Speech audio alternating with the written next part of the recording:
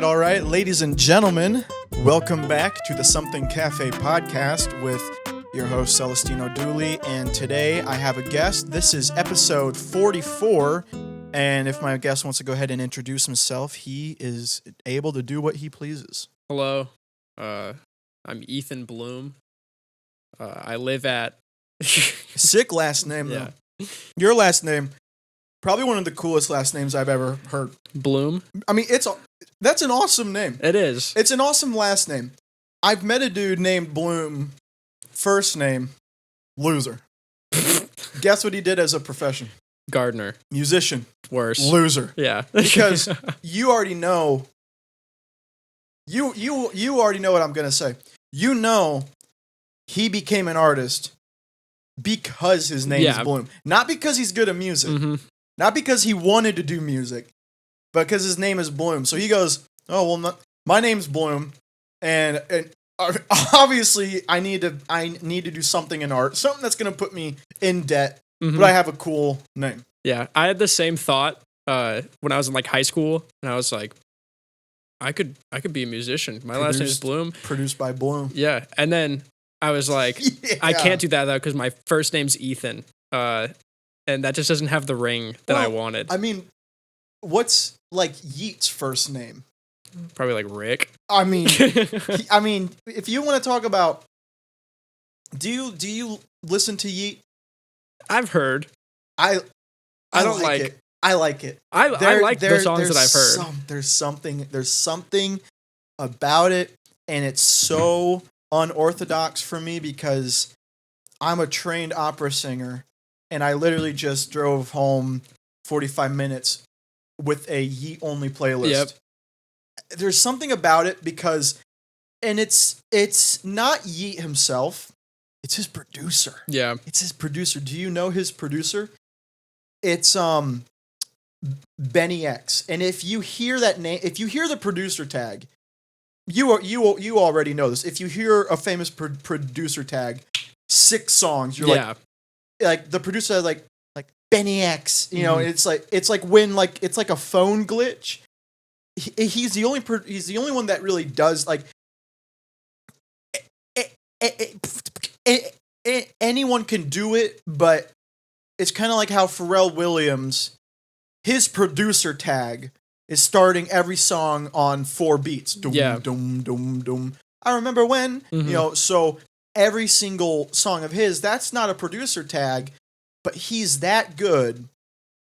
And he's done that so much that it's I think it's the exact same as retiring a jersey. Yeah. No one else can wear that. I mean, in the NBA, that is a rule, but like there is an honor to it where it's like everyone agrees no matter whose team you're on, that number is retired. Yeah. And it's the same for that. And with Yeat's producer, he is the only one who does this thing in his songs. And I've heard other songs that he's produced. It's not just for Yeat. Mm-hmm. I love it. It's the most nonsensical gibberish.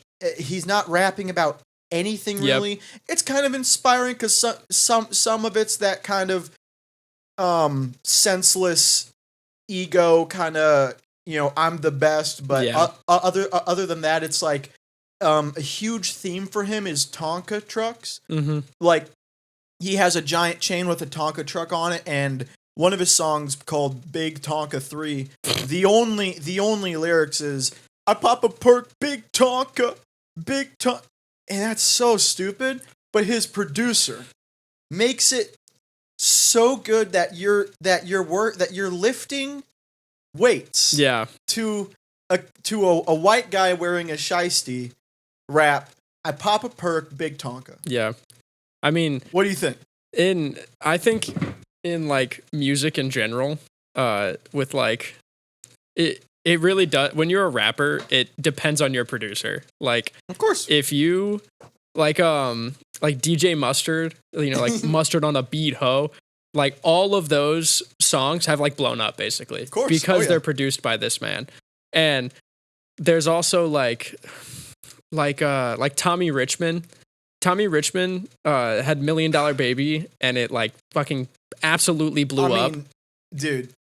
But like so big, yeah. It's huge. It's on commercials now during like the NFL games and shit. Mm-hmm. But when like no one knew who he was at all for so long, and then $1 Million Baby took off. The song blew up before he blew up. Yeah, and it was because like the beat that was produced, like the lyrics in the song, they're whatever. They're not great. Yeah. It's catchy, yeah, it's rap. But like but the actual beat and the way that his producer like produced his voice in that song is beautiful. Like it's awesome. So good.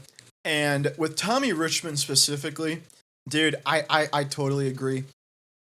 I mean, he was I'm sure and I mean any of us could put money on this, because this is how it happens. He had to have been working his ass off for so long before $1 Million Baby.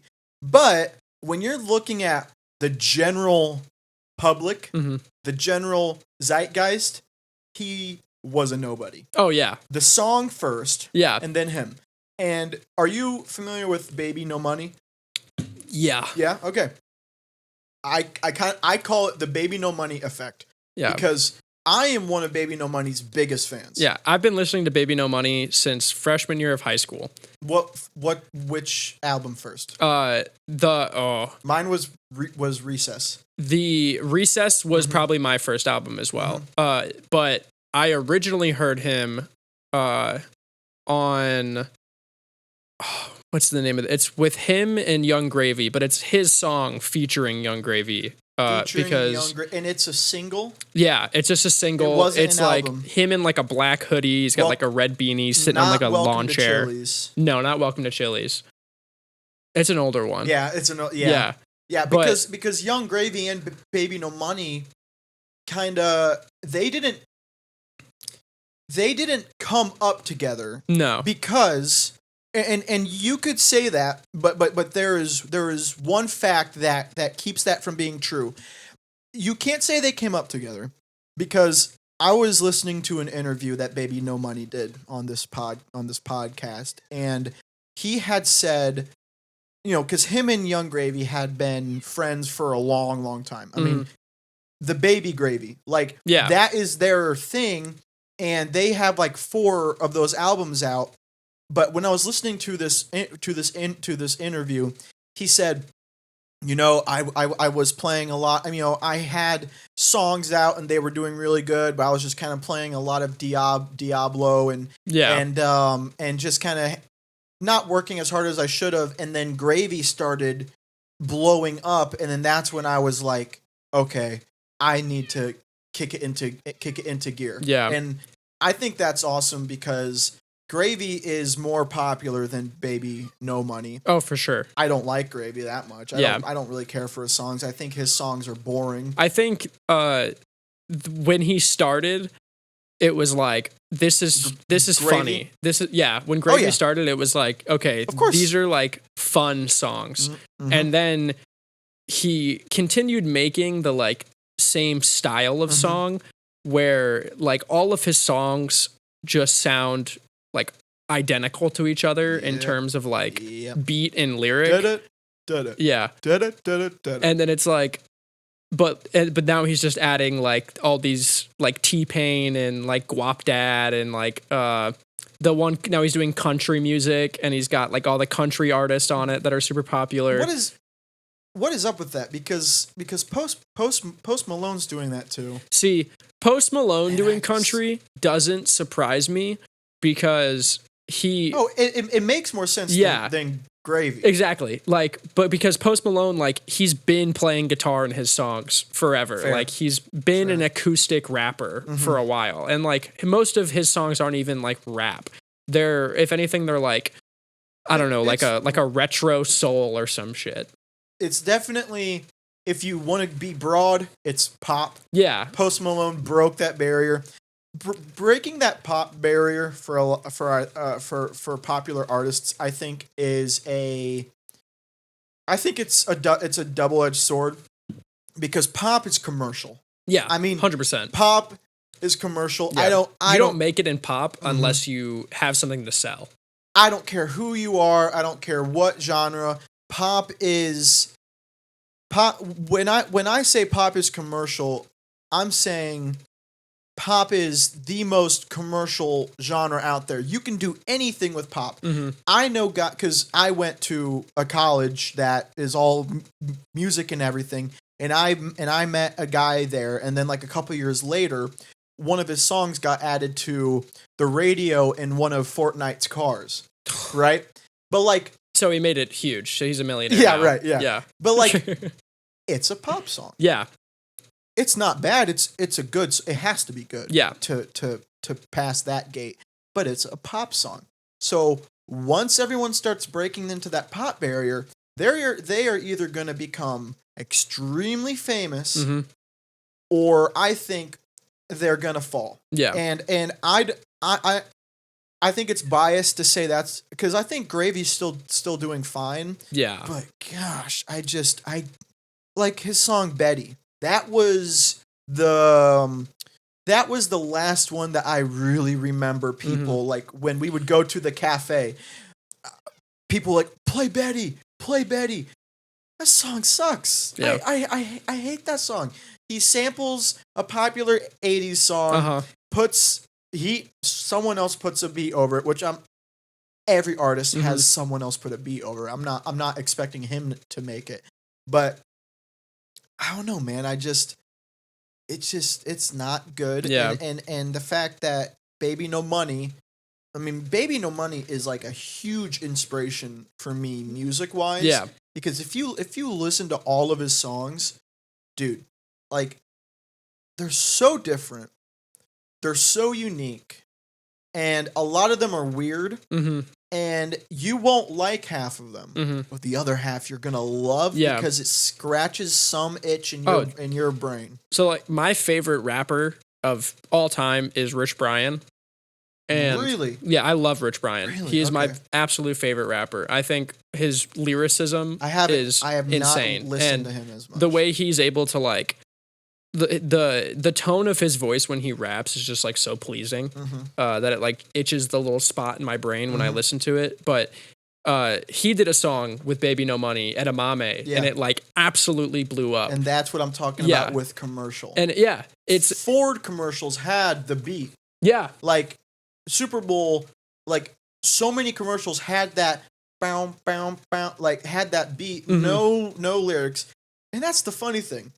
The lyrics, I mean, balls hanging low, cling clang. Yeah, balls hanging low when I pop for Lafayette. Yeah, like that. Ford's not doing that. Yeah, but the guy who produced that was that Y2K? I think it was. Yeah, I think it was Y2K. It had to be Y2K because Y2K and Baby No Money. I mean, yeah. Okay, same thing happened when La La La came out. Yeah. Same thing happened. I don't think it was. Well, it might have been in commercials. La La La. I don't know if La La was in any commercials, but I know of. It had the caliber. Yeah. I feel like if it was like a candy commercial. Yeah. I feel like that gives like, candy commercial, social media commercial. Yeah, like something like that where it's like la la la la da da da da da, and then it's just like a Twix bar. Air dried, air fried Skittles. Yeah. Air fried Skittles. Yeah. Gosh. Dude. I love Baby No Money. I found him by accident. I was working in a factory back at home. My first job was a conveyor. Hey Larry. My first job was at a conveyor factory where we manufactured conveyors. I was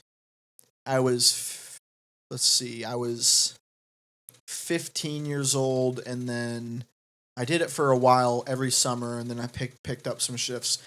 So I obviously had to find something. Yeah. Podcasts. I hadn't found podcasts yet. Yeah. My first podcast was the official podcast with like Moist Critical and a couple of his friends. They have 400 episodes. I've genuinely listened to every single one. I'm probably 8 times now, just because it's something. Yeah, like I'm always.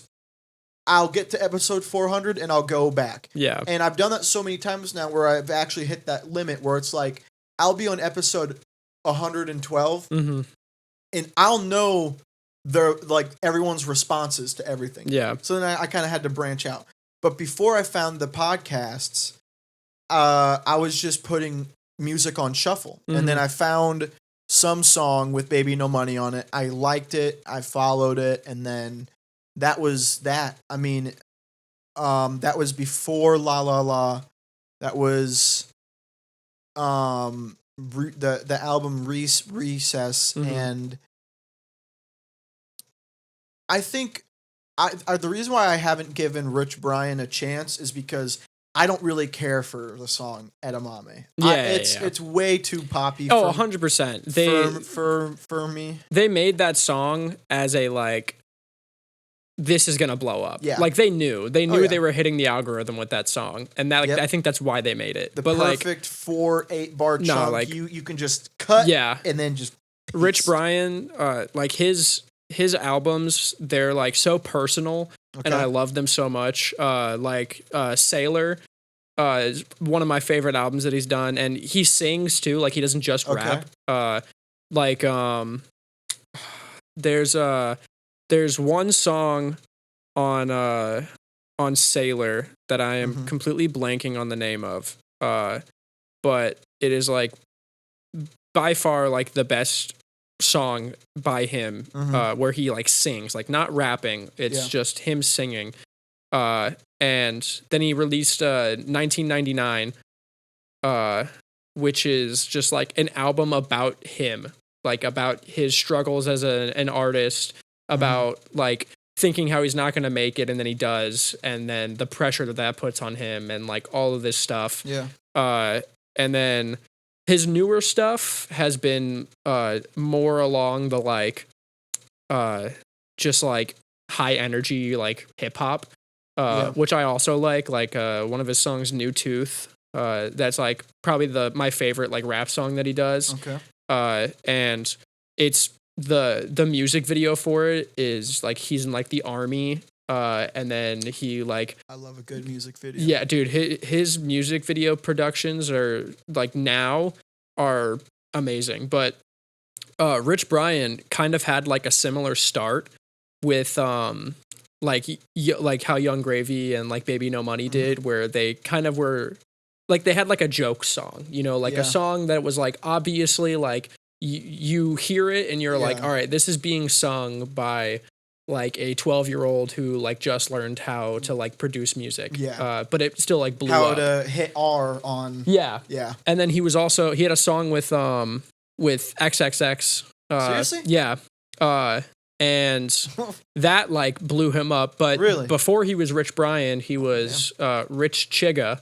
There you go. Don't know if I can say that, but no, I think you can. It's two mixed together. Yeah, exactly. Because I know is he Chinese? Yeah, Chinese? no, he's Indonesian. He's Indonesian. Okay. Yeah. So. Yeah. Yeah, I think. Then he changed it to Rich Brian when he was maybe I shouldn't call myself that. It's probably better. And then he just recently, but he has been becoming more of a producer. Yeah. Over an artist now, where. He did the entire soundtrack. He produced the soundtrack for the Shang-Chi movie. Seriously? Yeah, and it's wonderful. I absolutely love the soundtrack to that movie. Seriously? Yeah, he's got Anderson .Paak on it. He's got a song with him and 21 Savage. We're talking about the Marvel movie, one, right? Yeah, and he produced the entire soundtrack for it. He's got a song. He's got Keshi on it, who I love. I think Keshi's a super underrated Asian artist. There's dude, he got and the worst thing is Shang-Chi wasn't that popular. It really wasn't. It was a great movie. I watched it and I was this is cool. It didn't feel like Marvel, but it was good. Yeah, but the soundtrack I feel got so slept on. But the soundtrack for it is amazing. Keshi has a song called War on that soundtrack. Yeah. And it is like just the most beautiful song ever. When you say soundtrack, are you saying because just because a song is in the soundtrack doesn't mean the song got played in the movie? Oh no, it got played. They all got played in the movie. That's so yeah, awesome. like because the one song with him and 21 Savage, I think it starts playing right when they're it's like Shang-Chi like fighting someone on like a bus. Okay. And it like plays during that entire fight scene. That's cool. And it's so good. And 21 Savage's like entire verse in that song is just, it's like he says like 3 words a bar. Yeah. It's just like da da da da da da da da da da da, and it's just that, and it's like 21. I like that. 21's cool. Yeah. 21 is he's one of those where when you have kids, you know, you're never gonna tell them you liked him. Yeah. Just because he's just such a. I don't know if I could say he's a bad person. Yeah. I think he's a bad person. I mean, the way I see it is like. I mean. Am I alone on this? Yeah. So like, I think the things that he says in his rap.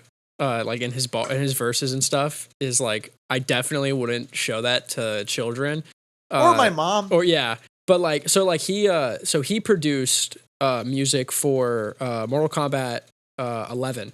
21 Savage did. He produced it, or he was on he produced the like the beats and like all that shit for the awesome. Mortal Kombat 11. That is cool. Yeah, it's fucking sick. That's a hell of a sales pitch. In response, or like I think it was either after he did all the stuff for it or before he started doing it. He made a song called Immortal.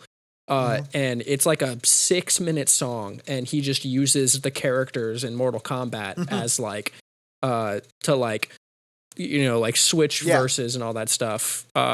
Like neck all froze like Sub-Zero, dog. Yeah. Bring a gun to a fight like Jax. Yeah. You know, just like stuff like that he just like keyed in there. But then at the end of that song that is about Mortal Kombat, he's like, had a threesome, flush the rubber down the toilet.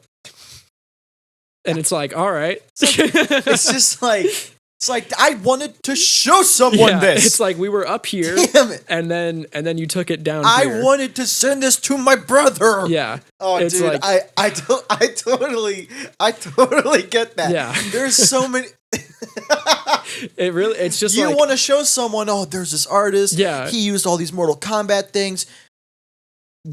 When there's 7 seconds left, skip. Yeah. Why? Don't worry about it. Just do it. But the thing is like, it's not even the last. Much. It's the last like minute of the song is just him. That's 21 saying like this like absolutely crazy shit. Something that like if someone said it on my podcast, I would have to cut out. Yeah, probably. Yeah.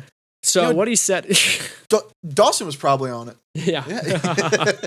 But like, I don't know. Like, I feel like there's so many rappers that do that where like, like, I don't even know if I can use him as an example. I was going to say DaBaby.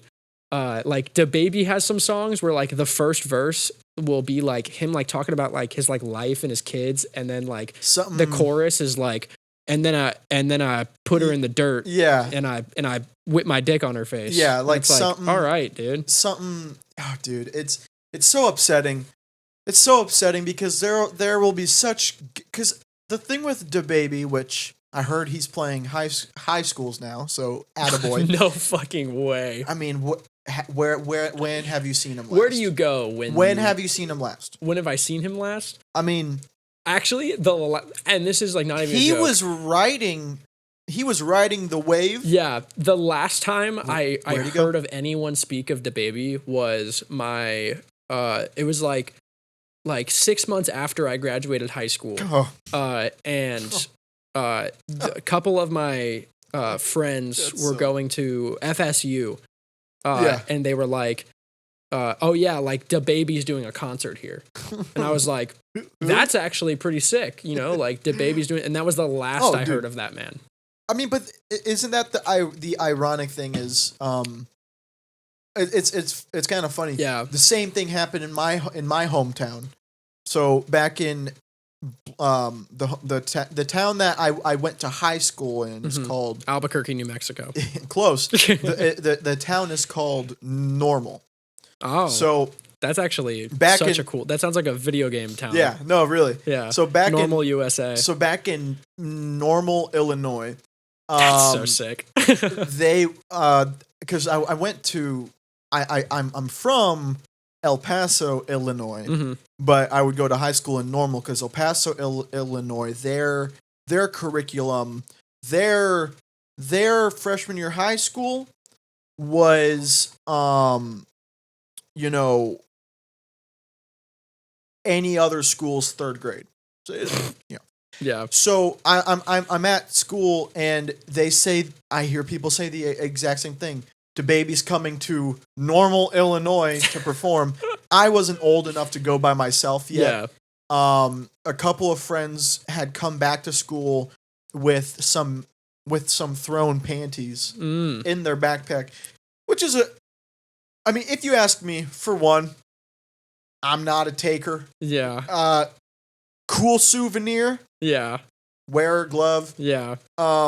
I've seen that happen. Put it in your backpack. Yeah, I've seen that happen once. Bring it to and school. It was at a Still Woozy concert that I went to. I know who that is. Still Woozy is like a chill, almost like lo-fi. I literally only listen to Still Woozy when one of my friends died. And somebody, that is it. And somebody threw their bra on stage, and I was like playing. And he's also like the entire set that he played. It was awesome. Had a great time at the concert. This man, and I cannot stress this enough, he looked exactly like Peter Griffin. He had a white t-shirt. It was either a t-shirt or it was like a short sleeve tank top. Okay. And it was white. And then he had these like green baggy pants and these big clunky brown shoes on. He was just cosplaying and glasses. He looked like Peter Griffin, and I had a little bit of. He's not a fat dude though, right? No, he's not. No, he's he's skinny. But I had a little bit of the ganja. There you go, brother. And I couldn't even pay attention to the music. I just kept turning to my buddies, and I was like, guys, it's Peter Griffin. He's on stage. You can't tell me you're not seeing this. I was like, he looks exactly like Peter Griffin. Stop telling me I'm crazy, dude. And I'm just sitting there laughing, and he played not enjoying the music at all. Yeah, dude. He played. I think it's.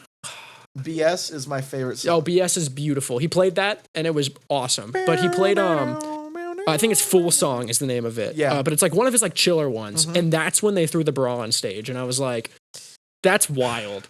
That's just because this clothes. Yeah. It's kind of like it's the same argument people bring up when people will throw their shoe at someone. Yeah, on stage or a water bottle, or Justin Bieber. Not even on stage, in the streets, or if someone's fighting or at school. Yeah. And it's just thinking, the moment you throw your shoe at someone, it doesn't matter what happens. You're missing a shoe. You lost. Yeah. You could beat up the guy, but both of you lost at the end of it because you don't have a shoe now. Yeah. That's such a. It's like if I took my wallet out just and took off threw my wallet Apple at Watch you. and it's and it. Let's say it did hit them. Mm-hmm. A shoe is not lethal. No. Unless you're Hispanic, a shoe is not lethal. And then you look at your buddy, and your buddy's like, "You got him. You're down a shoe.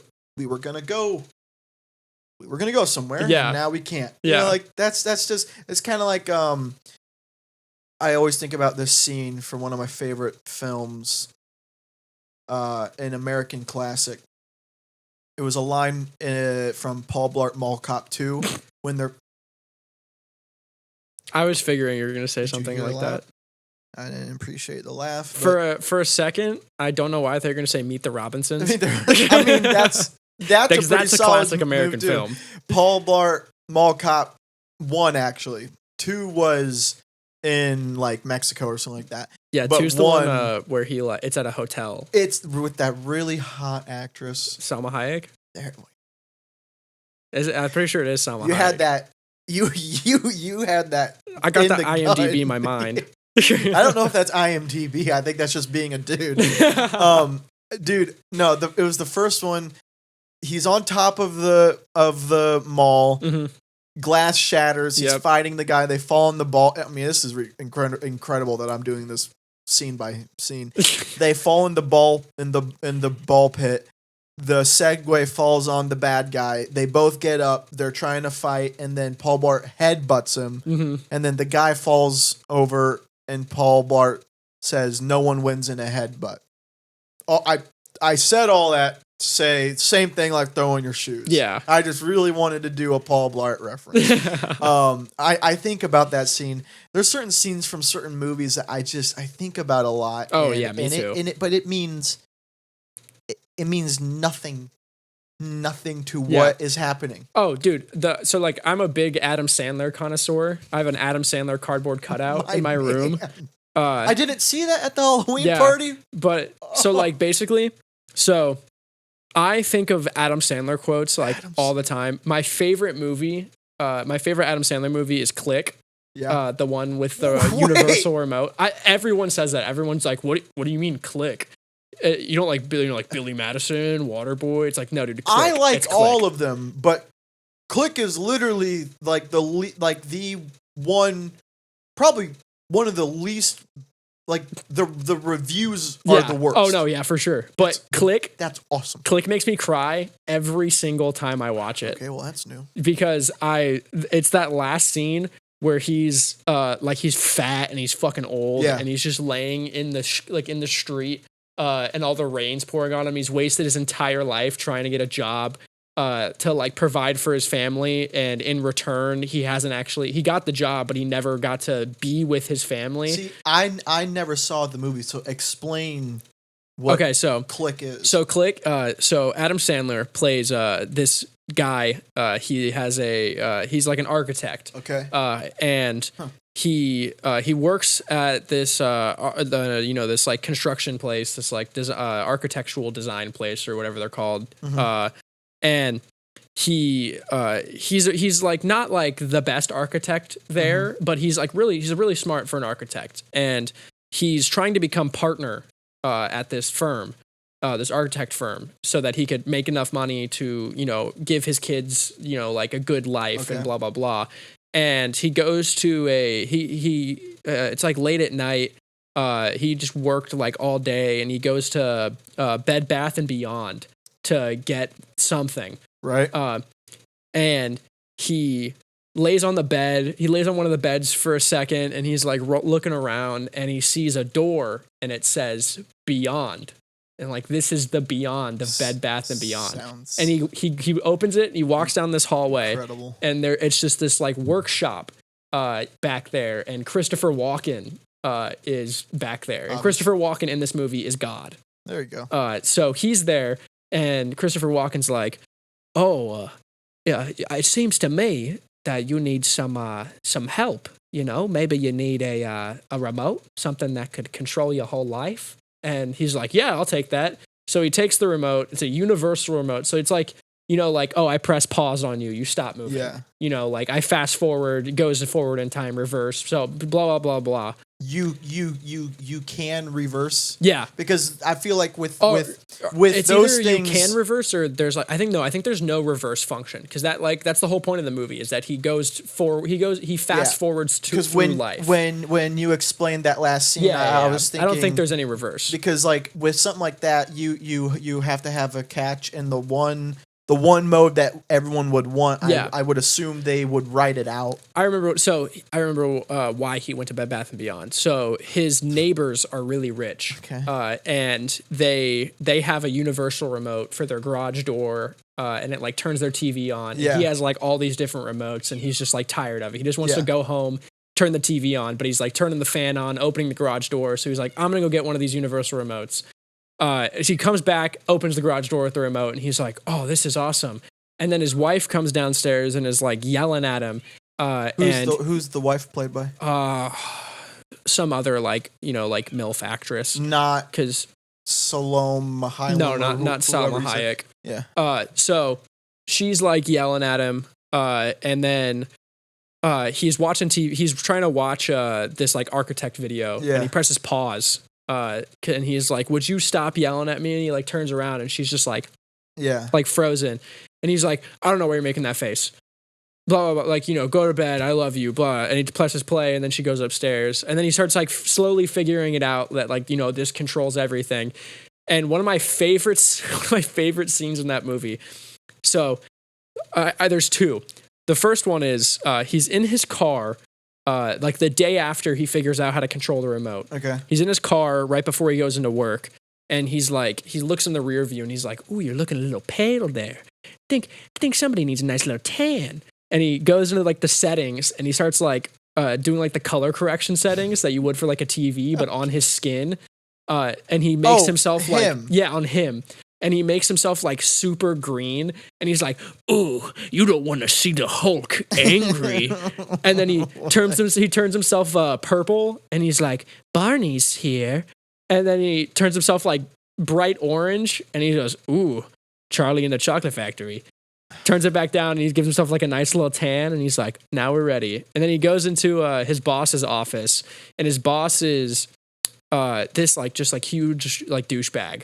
Like he keeps saying he's gonna make him partner, but never actually does. This movie sounds incredible, dude. It's awesome. It's one of the best Adam Sandler movies, and he's like, Adam Sandler just gets like upset, presses pause on him, and like goes up and just like smacks the shit out of him. Yeah. Backs up, like composes himself, presses play, and he's like, and then, oh my god, and he's like, I feel like I just got hit by a train. And Adam Sandler goes, "I didn't see any train."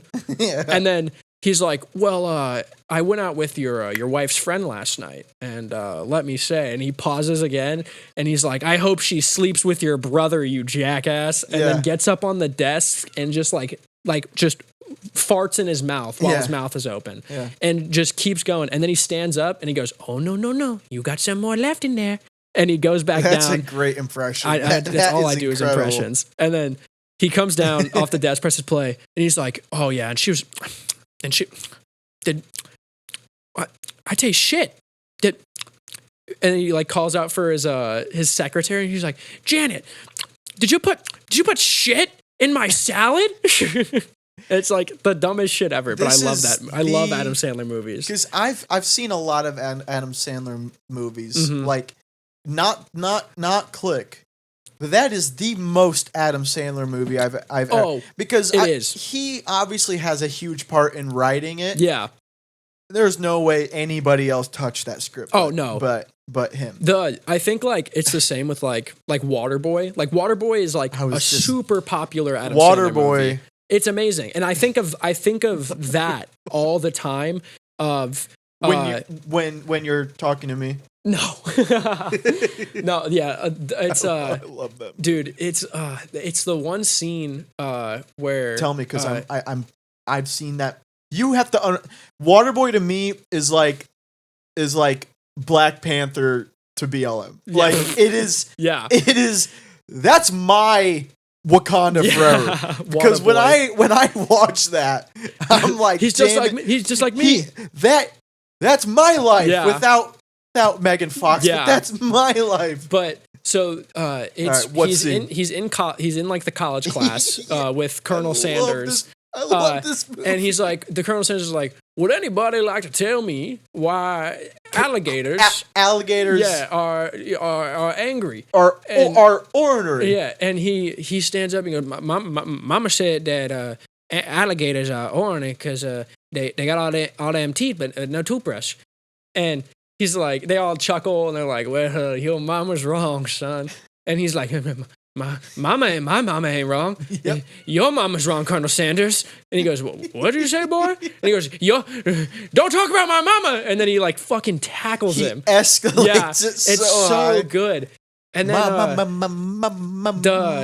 Henry Winkler, the dude that's in like he plays like his dad or his like coach or in like almost. Isn't his dad like? He's also his dad in Click, Henry Winkler. No, oh my gosh. Yeah, okay. And dude, he's.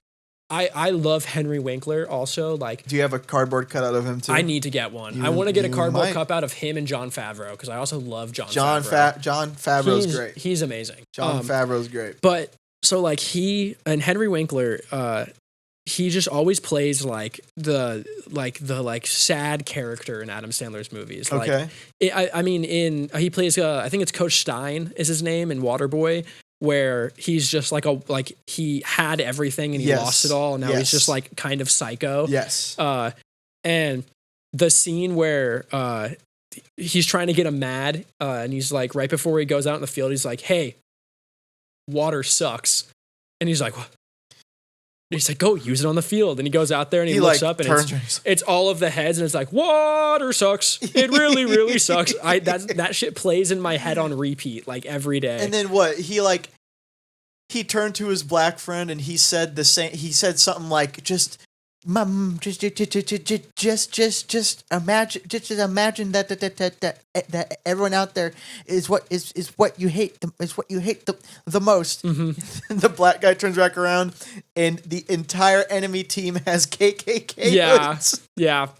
One of the best scenes. That's the funniest scene, dude, ever. I think one of the best scenes in it too is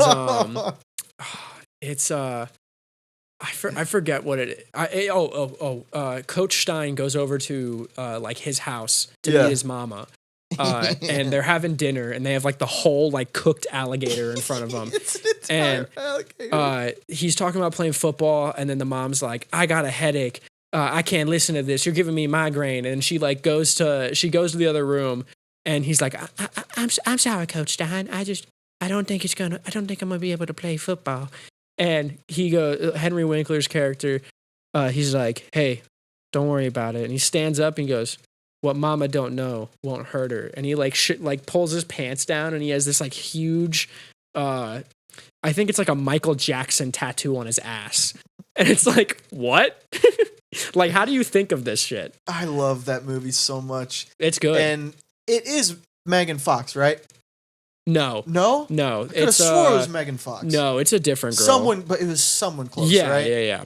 Someone close. Dude, the thing she just loved, she helped him study, and he was trying to get into the school, and, there was something.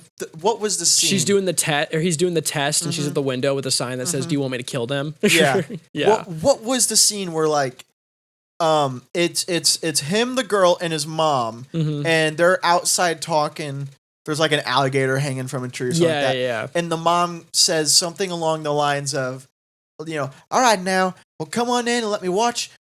I need to wash your penis," or something like that. Mm-hmm. Mama walks in the house and he turns to her and goes, I'm gonna go kill myself now." Yeah. That scene is the best. Oh no, she has his sheets up to hang. Yes. And there's like piss all over his sheets. Yes. And he's like, "Well, I'm gonna go kill myself now." Yeah. Another good scene is he's like a huge fan of wrestling, and he's like in his like little PJs. Yes. And he calls into the wrestling thing. And he's like, "Excuse me, Mr." And his name's like Mr. like Turbo Big Show or something Big like that. Show, yeah.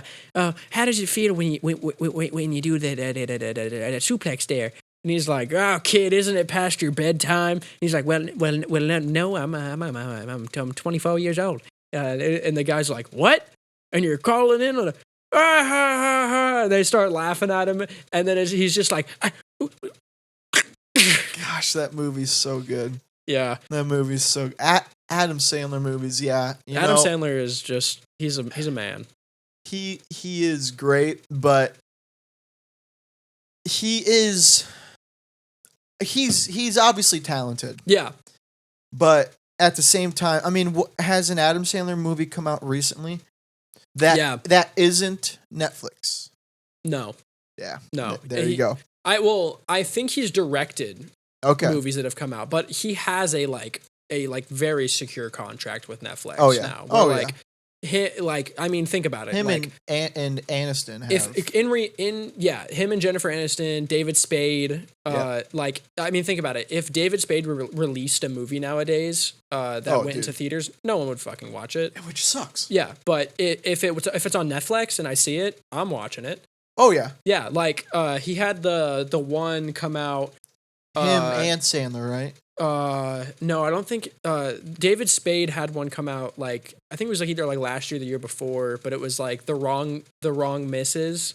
Okay. Or something, and he tells everyone that he's like bringing this girl on this like vacation, yep. and it's like this like super crazy girl, and the movie's like it's okay, it's funny. I heard about I know what the movie's about, but the only thing that I really know David Spade from is I mean, and I'm sure I've seen plenty of other movies with him, but like Benchwarmers. Benchwarmers, Joe Dirt, great. That's David Spade, yeah. Because Vince Vaughn is one of my favorite favorite actors ever. Love Vince Vaughn. Him and Owen Wilson are they're the duo. Yep. I think Vince Vaughn. They're the original The Rock and Kevin Hart.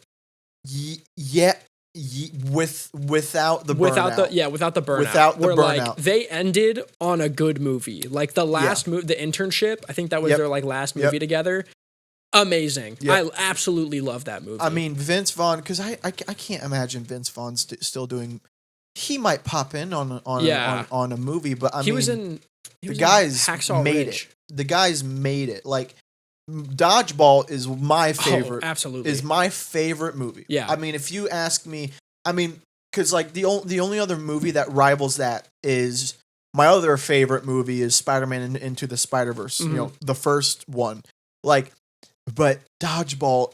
When you want to talk about comedy, that is one of the only movies that I've ever seen where every minute is funny. Yeah, and it's not just this funny that keeps going. It's like every minute is a new bit. Not even that, but also it's a new bit. Ben Stiller. Absolutely adore Ben Stiller. I think Ben Stiller had one of like the biggest fall offs of like any celebrity. He was in like every single funny, great movie, Night of the Museum, you know, Dodgeball, Zoolander. Like he was in everything, and then I'm sure he disappeared. I'm sure he's voiced some. But he was just gone. Really? Yeah. Like when was the last time you saw Ben Stiller in a movie? Oh, absolutely not. Yeah. It was like Brendan Fraser. Like Brendan Fraser was like shit, and then he got blacklisted from Hollywood. Because of his crazy ex-wife. Yeah. Who put him into like a $1 million yearly alimony. Yeah.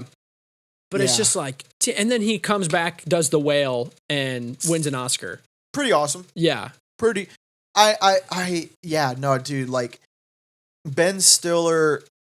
That's what I'm waiting for from Ben Stiller and Vince Vaughn and like Owen Wilson. A Whale? Is for their Whale. I'm waiting for them to just pop back onto the face of the earth and just drop like either the greatest like satire comedy or like just like a super deep movie. But it couldn't be super deep though, right? It could not be. Brendan Fraser wasn't a comedic actor. No, he was just a good. He's a thriller actor. He's like a thriller. So he had to come back. Yeah, and the whale, he wasn't the thriller part. He was the focal point, but it wasn't like he was like rolling down hills, you know. But like I think it kind of has to be parallel. If Vince Vaughn and Ben Stiller and Owen Wilson, which if they I would like to see them do their own things. Yeah. I think if they did it together, it would succeed regardless. Oh, 100%. You can't say that's lazy, but you can also say that's lazy. If they want to do The Whale, they're The Whale. It would have to be their same genre. So Vince Vaughn has to be Vince Vaughn isn't funny because he's funny. Yeah. Vince Vaughn is funny because it's such a niche opinion. Not opinion, but it's how he reacts. Yeah. That's what makes him funny. I think it's also because, like, oh man, you see Vince Vaughn and you're like, this guy's not a comedian. Right. And then he's like one of the, like, my family, every Christmas, without fail. 4 Christmases? We have, Four Christmases? he has a. No. Frank Claus. Oh yeah. Where he plays Santa Claus's brother. Yep. We watch that movie every single Christmas without fail. Okay. And it's that's one of my favorite Christmas movies. That's your family's. My family's Christmas Vince Vaughn movies is a movie called Four Christmases, directed by I think Jon Favreau. Yeah. Have you seen it? No. Dude. This two of my favorite people right there. Literally, and Jon Favreau's in it too. Oh, it is this movie, and it's dude, oh my gosh, it's Vince Vaughn and his wife, Witherspoon, and they're gonna go on a vacation during Christmas, so they have to avoid all family things. But then the flights get completely canceled because there's this weather thing, and then they now have to go to 4 different Christmases because they got mom and dad here and mom and dad there. Yeah. And it is like the perfect 4-act play. Yeah.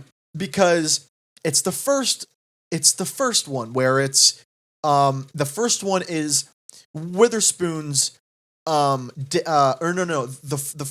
first one is Vince Vaughn's dad. Yeah. And they both go in like, hey guys, and blah blah. And Jon Favreau with a buzz cut and a shirt that is 4 sizes smaller than he should be, tackles him and like puts his neck like right on his shoulder, and it just starts choking him out. And Vince, and then his other brother comes up from the rafters and just slams. And it's just the most. I think that's another funny. reason why Vince Vaughn it's so funny. Does so well is his physical comedy. Oh yeah, you will not watch a Vince Vaughn comedy movie where he doesn't get like tackled through a window or like hit by a car. And the way he reacts is always like.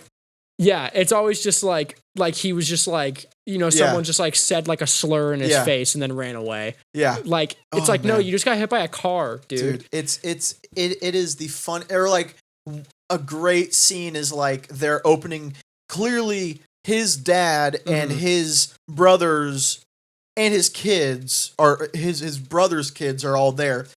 And they are like not well off, and it's time to open presents, and the dad says, "All right, let's see how we did with this with this Christmas present maximum." And his wife goes, maximum, and they both look at each other like, "Oh shit," So the kids are opening up presents. The dad had one of Vince Vaughn's brothers. His kid opens the present and it's like a flashlight or something like that. He's like, "Oh, cool," and then the other kid starts opening up a present from Uncle Vince Vaughn, and it's an Xbox. But the way that they play out the scene of like, because we've all been in situations where it's like it's so relatable, and that's why it's funny because. We've all been in those situations where something's about to go wrong. You cannot do anything to stop it. And the comedy is in watching Vince Vaughn, just this scene unfold where it's like, first the kid opens the flashlight and it's like, there was a $10 maximum on the gift. And then the other kid opens the Xbox. It's that slow burn of like everyone turning, it was like everyone turning to Vince like, the hell, dude? Yeah. And then the dad's like, thanks, man. You know? So then the kid who got the flashlight starts taking off all of his clothes. The kid's like 8. He starts taking all of his clothes and jumps out of the window. And he looks to the mom, and the mom's like holding this baby. Like, oh, that's all right. When he gets upset, he just starts going to streaking. And then the kid, it's like everything. And then it goes back to like, and then like the next family is Vince's mom. And then they go into the house, and then the husband of the mom is like Vince's best friend when they were kids. So his friend who's married to his mom is like act like, "What's up, dude? I'm just here to be a good dad." And he's just like, "Dude, we literally were on the same baseball team." And like his mom is like a sex therapist. Like, oh my gosh, dude. 4 Christmases, dude. Yeah. It is Jon Favreau peak when it comes to like comedy, and I'm pretty sure he directed it. I'm pretty sure. I love Jon Favreau. Oh, Jon Favreau so is like such an inspiration to me. He's like so, genuinely. He's so good. He went from just this like absolute C-list actor to one of like my favorite directors. Like Mandalorian. Have you ever seen the movie Chef? No. So it's a Jon Favreau movie. Okay. Sofia Vergara is his wife in it. Yeah. Okay, so he directed He directed it and starred in it. And was in it. Yeah. Okay. So he plays a cook. Okay. Who he works at this like Jon Favreau and Sofia Vergara. That is a hilarious. Yeah. It is a hilarious pairing. So in the show or in the movie, they're separated, like they're divorced, and they have a kid.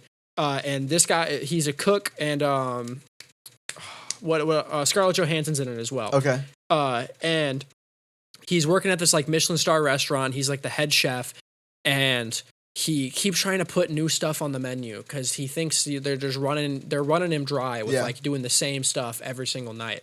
So one of this like food critic comes in, and he's like, all right, like we're gonna like let's do like this and this, and the owner of the restaurant's like, no, we're not doing that bull crap. Like we're sticking to what we do. You're making this for this man. Okay. And he knows that he's not gonna like it, so he goes out there, and he like makes his thing. He gives him the thing, and then he like takes a bite of it and like immediately like puts it out, blah blah blah, and he's like, all right. The thing that Favreau didn't want to make. Oh, the thing that he didn't want to make. Yeah, so the thing that like the owner made him make. Okay. The food critic didn't like. He didn't like it. And the food critic like goes like home that night, and he's like goes on Yelp. Yeah, he goes on Yelp and like on like the review website or whatever. He's on Twitter and he tweets about it. Yeah.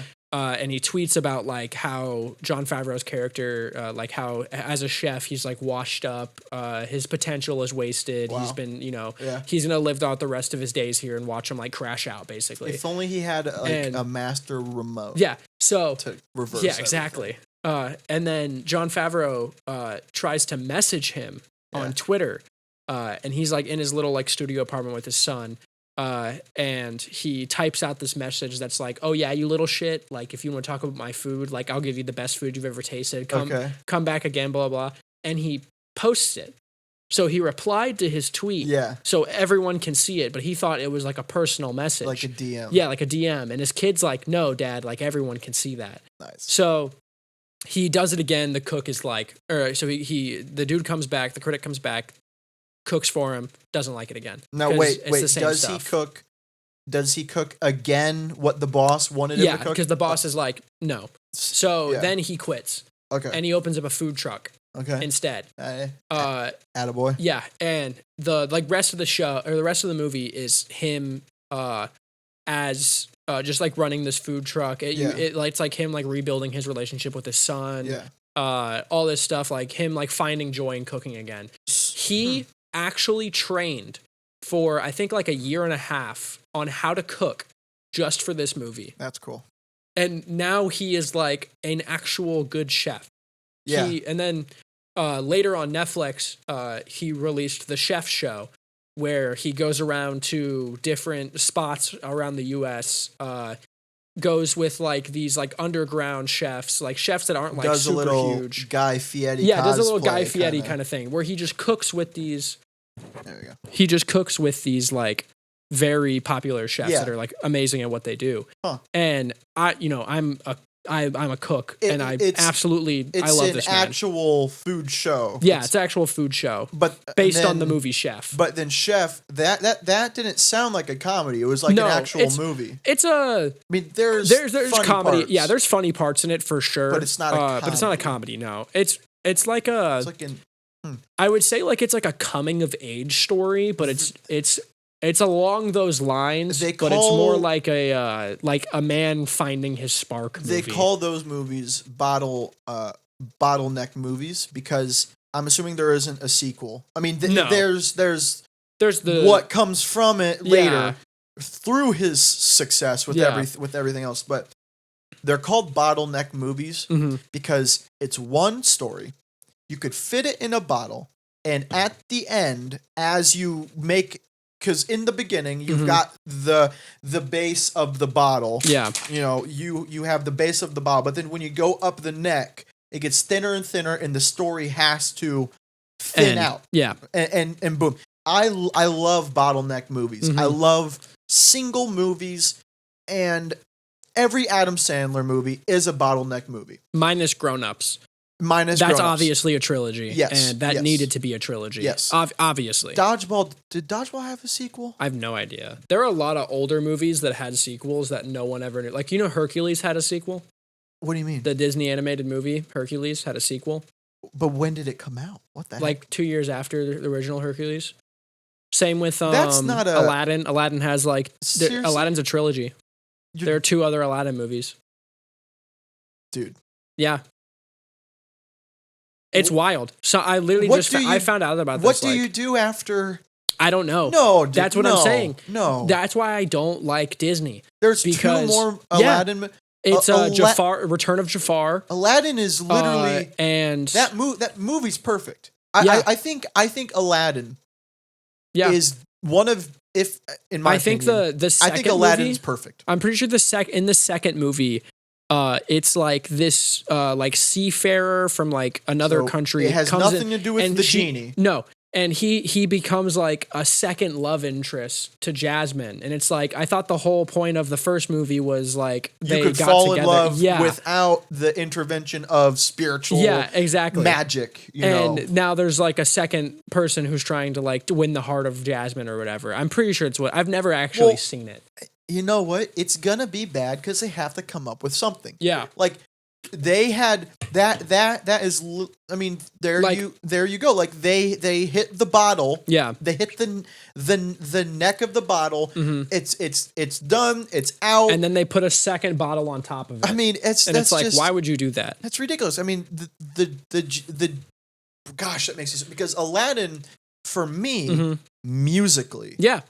Amazing. That was absolutely amazing. It's a really weird stretch for me to say, but I almost wonder if Aladdin is what inspired me to eventually, because you know this about me, to eventually get into Spanish music professionally. How? Because Aladdin was the first time. How old was I, right? I mean, single digits. At least one. At least one. And, you know, Aladdin was the first time in my yee hick life that I heard music that wasn't... that I heard something different. Something... Because you're a musician, right? Yeah. You understand that every region has... could have most have their specific like scales and chord progressions. Like Eastern music in China, they use the pentatonic scale. They don't use the eight note scale. They use the pentatonic scale, and then you have other variations from it where. In the Middle East, it's the pentatonic, but they raise the sixths of this. It was the first time in my life where I heard that, right? All that great, you know, Egyptian music, and it's this incredible, you know, music that's not Snow White, you know, not like I love you, like it's actually like. The opening to Aladdin is one of like the most known Disney songs, I think. And I think or Prince Ali like that and the reason why I say that's what I assume eventually brought me to doing Spanish music is because that's what planted the seed of like I don't know where to find it because I'm so young. Yeah. But I know there's this I know there's more music out there, but I'm in such a bubble in the town I'm from. My access to technology at the time, but I just this is such a vivid memory of mine, but like I remember thinking about it, just laying in bed, really, really young, fourth, third grade. Like, I know there's more music like that out there. I just don't know how to get it. And I grow up, right? And I don't listen to Spanish music in high school. Or no, I not at the start, but it was again when I started working at the factory. I had so much free time. Yeah. Well, not free time. So much audio time to kill. Yeah, because yeah. I mean, it's this giant conveyor. I need you to install 200 bolts, and the washers have to go like this. I need you to do that 200 times. Yeah. I had to have something. So I didn't know. I don't know why. It might have been ignorance. I don't know, but I wasn't young. I wasn't stupid, but like I was a sophomore in high school, and I knew I wanted to find Spanish music, but I was like looking up all of the wrong stuff. Like I was like trying to look like I would look up Spanish music, but I would find stuff, and for some reason I had this judgment of like, no, that's not it. I'm like, how would I know? And I just started listening to it, and I remember exactly what I was doing.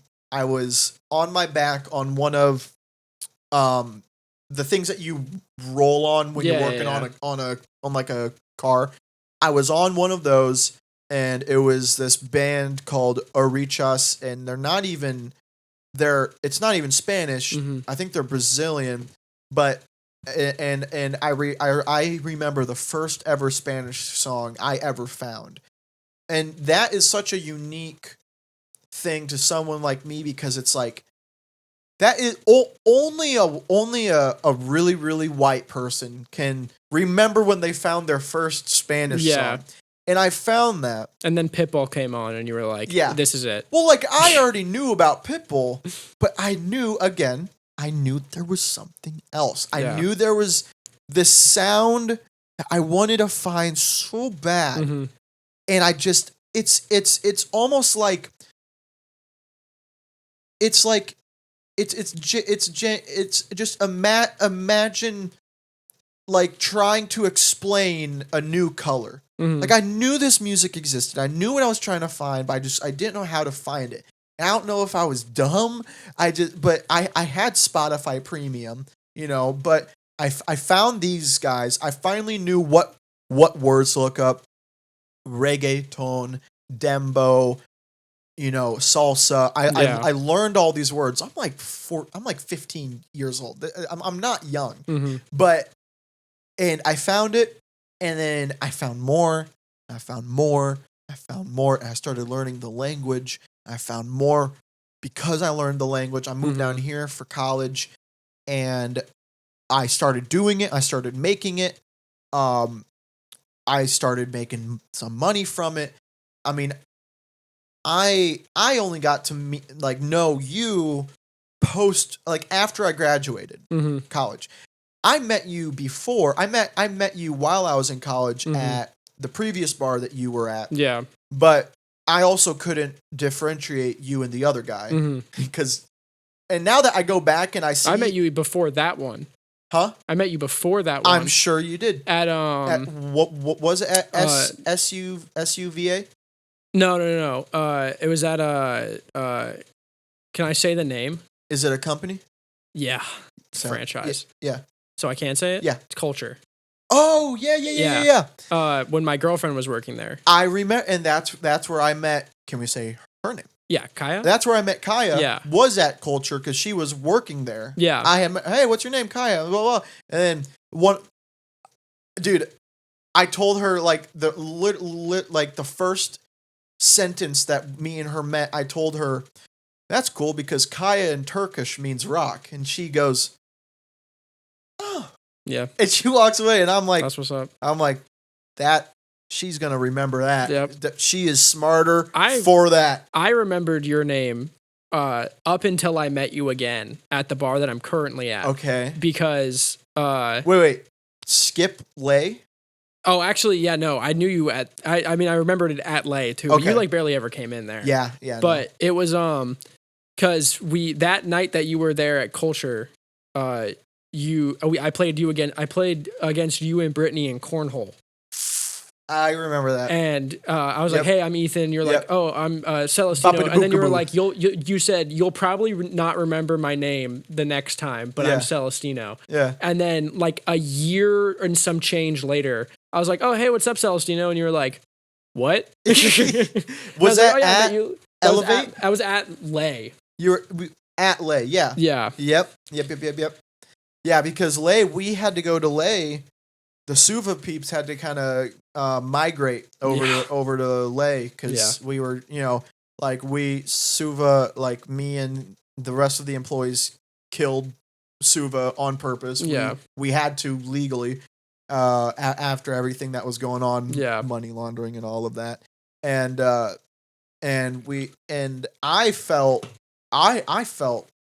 horrible because I'm like, Suva was my home, like that was my home. Yeah. But I was also a part of killing it. Like to save everybody's asses. Me and the girls had to like just stop. Like just all of us quit. Yeah. Because of what was going on behind the scenes. Mm-hmm. So then I lose the first ever kava bar I ever went to, and the first place where like I actually felt like when I went in, I was like home. Like, and it didn't matter who was there, who wasn't there. I've never had that feeling, and I still haven't found it yet because. That was also the first time where I actually learned, and this was about a year and a half ago. That was the first time I ever learned that you could actually mourn a place. Yeah. Because Suva is gone, and now I drive by it every day, and it's just like all the memories. Yeah. All the events that I threw in there. My first ever open mic that I hosted. I made so many friends at the college that I went to, and then they're all artists. And in droves, Ethan, I would bring. I mean, our open mics, dude. It wasn't a small place. Yeah, and it was pretty much all on your feet. And I'm not kidding, dude. Yeah, I brought 30, 35 people every Friday. Just me. Yeah. I would bring 30. No, it was legendary. I had heard tales of the Suva open mics because we started doing Culture was doing open mics. Yeah. And I did a couple. Yeah. I think I met. That was when I met Kaya. Yeah. Was when I went Lake Mary and did one. Yeah. Yeah. So I was going to Kaya's bar. Because I worked at the other location. Yes. So I would host the open. Or I didn't start until like halfway into my time there, and then I started hosting the open mics at the one I worked at. And it was all right. We had the same 7 or 8 people come up every single time. There was one night where my manager literally was like, "Hey, you're doing open mic regardless of if there's no people or not." And I was like, "Okay, cool." So I set up everything. Nobody came in, and instead I just sat up there with my guitar and I basically played a gig. Dude, because I was getting paid. So for 4 or 5 hours, I just sat there and played guitar. That's awesome. And like performed live. And that's awesome. A bunch of kids that I went to high school with who, let's just say I despise. Oh yeah. All came in. I've got a few that night. And while I'm like supposed to be hosting a big event and no one's there and it's just me. You're just and in I was the like, zone. Awesome. So I'm just like playing guitar. Blah blah blah happens. But I remember someone was telling me that like the reason no one came in that night was because everyone's been going to Suva. Oh damn. And I was like, oh, word. like, and I was still like very socially awkward because I had like just started going into the kava bars by this point. I was probably like 6 months into being like a kava person. Okay. So I was still pretty socially awkward. I didn't like talking to people. I definitely didn't like performing. Like that was like a big step for me. Right. And I was like, I should go check this out. I should go like to this big place where everyone big, is. Yeah. And like perform. Never did it. Got too in my head about it all the time. Just and because then you're just like the social awkward stuff. Yeah, the social awkward stuff. People going somewhere where you don't know everybody. Yeah, the way my brain worked too was like if one close friend was with me, I could do whatever. Okay. Like it didn't matter. You had that backboard. I had like a backboard, where like if I went and talked to a girl, because this was before me and Kaya were dating. Yeah. So if I went and like talked to a girl at a kava bar, if I didn't have a friend there, I probably wouldn't even walk up to the girl to begin with. Okay. But if I had like literally, I mean like one friend, that would give me enough confidence to walk up to a new person and speak to them. Interesting. But if I was because I knew that if I like struck out or if I like did something awkward, I could go back to my friend and laugh about it and be like, oh, I totally just like dropped the ball there. Ha ha ha. Shoot, man. But like if I was by myself, nothing. I would just go back to wherever I was sitting and like wallow. And I didn't want to do that.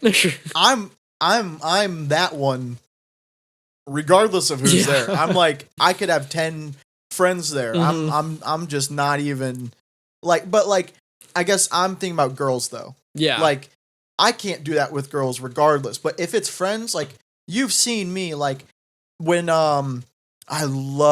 first of all, I love DJing at Elevate. Yeah. It is like the best part of my 2-week interval. Like I freaking love it. And I try to come up with new stuff. I update all of the songs on the deck every single week. I love it, but I love doing the parties. The parties, like when we did the Halloween party. When the parties are always a blast. The homecoming parties. Well, and like I just like being, because I've wanted. I don't like attention, which is why I do things like this. I want to do something like that. Like I want to do something in this arena, but I don't like the attention. So what's the answer to that? Do something where I can talk for hours, or I can be there or do the thing for hours, but no one is looking at me. So that's why I love doing this, because we talk for a couple hours, done. Yeah. I send it to my editor, and then it goes out. Right now it goes out to 100 people see it. In a couple of years, we're gonna be in the thousands. With DJing, it's really the same thing, because it's this beautiful dance with the public. For those who don't care, are just hearing the music. They could be enjoying it, they could not be enjoying it, whatever. They are still hearing it though. Then you have in the middle people where they are really liking the music, but they keep it at that. They're like, oh, I love this song. Yeah. And then they keep doing what they're doing. Then there's the third level where it's someone who loves the music, and then will come up and like interact with me. Oh, I love this song. Hey, can you play this song? Like all that stuff. Like, so it's the perfect thing where I could go all night and no one even knows I'm there. Yeah. Obviously they do, but it almost feels like no one knows I'm there. I get to be in my corner, but I'm also the one steering. Yeah. Like I'm to have that power, and I've really practiced a lot, dude. Like practiced knowing the genre. Yeah. It took me so long. Not only that, but like your transitions and songs. Yeah. Like the Y2K party, me and Marley were so exhausted and tired, and it was so busy, and we did not want to work. Yeah. Like me and Marley planned that entire party. Yeah. And we wanted to enjoy the party. For sure. But we worked it instead. Yeah. And you know, like it sucked, but like we were having a good time solely because you were DJing. Dude, and it literally was like, because me and her, we literally were just like we were just dancing and like singing behind the bar, like getting through the night. And like if we had like my like Spotify playlist up, which is literally just like, or just something that like my like sad indie music, I would have killed myself that night. But like that, and dude, I really appreciate that, because like that's how I tried to sell it to previous. I just threw up on the mic. No, you're good. But I paused because I'm trying to like send something to your head. I tried to sell it that way to the previous queen of the bar. Yes. I tried to sell it that way because it's like, I get that, because she had said to me, because I could have sold her a horse. Because here's the thing, my friend is, I went to Elevate because I heard about it, and I was like, new place, sweet. So I would go there, and I was like, oh, this is like the perfect spot where I can bring my computer. Like Lay is good. If I get hit with one more ping pong ball, though, I'm gonna snap. That is literally the exact reason why I started going to Elevate. Was because it's bright. I'm gonna snap. It's bright. Yeah. And everyone that is in there in the mornings is there to must chill. Be great. Dude, it's so nice. Must be it's great. Literally, people come in to work. They come in to talk. Like they have like meetings, like small meetings about stuff. And there's the occasional, like, you know, like 3 or 4 regulars that are just there to like chill and hang out. They get like a couple of teas on BOGO. On the couches. Outside. Like it's so chill in the morning. Like as a night shift person, it sucks sometimes. Like sometimes like the nights are fun. Like I genuinely do. Like I love being a kava tender, and I love, like being behind the kava bar. But like sometimes, dude, stuff happens at night that I just think to myself, like, if I was the morning shift, I would not have to deal with this. Absolutely. Like Wednesday night, I had to call the cops. There you go. Because this guy was outside the bar. Not just a random guy. Not just a random dude. He never walked into the bar. Sure. He lived in the apartments above the bar. He's outside. There are a bunch of people outside, and they're all just like hanging out there. Okay. He's out there yelling at them, like full yelling about Ukraine and Hitler, and how men aren't what they used to be. He was just trying to get to know them. Yeah. I mean, but he's like full scream, and I'm like, water cooler talk. Someone comes in, and they're like, hey, there's a guy yelling outside at us. And I was like, okay, ask him to leave. So, and they were like, he's like unresponsive. Huh. So I'm like, okay, cool. So now this is a matter of like, I have to go deal with this. So I go outside and I see him, and he's yelling at people, and he keeps saying like stuff about like Ukraine and Trump and Hitler and all this stuff. And then he just goes, I still got my dog tags. Soldier Boy. And I was like, okay, so he's on drugs. Like he has to be. He has to be on something. Absolutely on something. So I'm like, all right. So I go over. I say, hey, man, I'm going to call the cops if you don't leave. Yeah. And he goes, you calling the cops? And I was like, yeah. He goes, well, I'm calling Jesus. Pulls his phone out backwards. Hello? Oh, wow. Talks on the phone for 10 minutes like he's talking to God. So I'm like, all right, so that means you're screwed. Yeah, bro's shot up with something. Yeah. I'm thinking, dude is high as a kite. You're gonna call the cops? Yeah, so I'm like, Jesus. A lot of people in the kava bar scene like to take matters into their own hands. Oh, yeah. And think that they can solve every problem that comes their way. We know a few people. Oh, yeah. I go, oh, there's a man who's possibly high outside. I'm going to call the cops. Of course. That's a them problem. Of course. I don't get paid enough. Of course. So I call the cops. It doesn't matter what job you're doing. So I call the cops. Cops show up. First cop walks up to me. He's like, is that the guy over there? I'm like, yeah. I'm talking to him. I'm telling him what he said. I'm telling him all these things. And he goes, the okay. guy stayed? Yeah. So the dude's just like outside, like walking back and forth. Okay.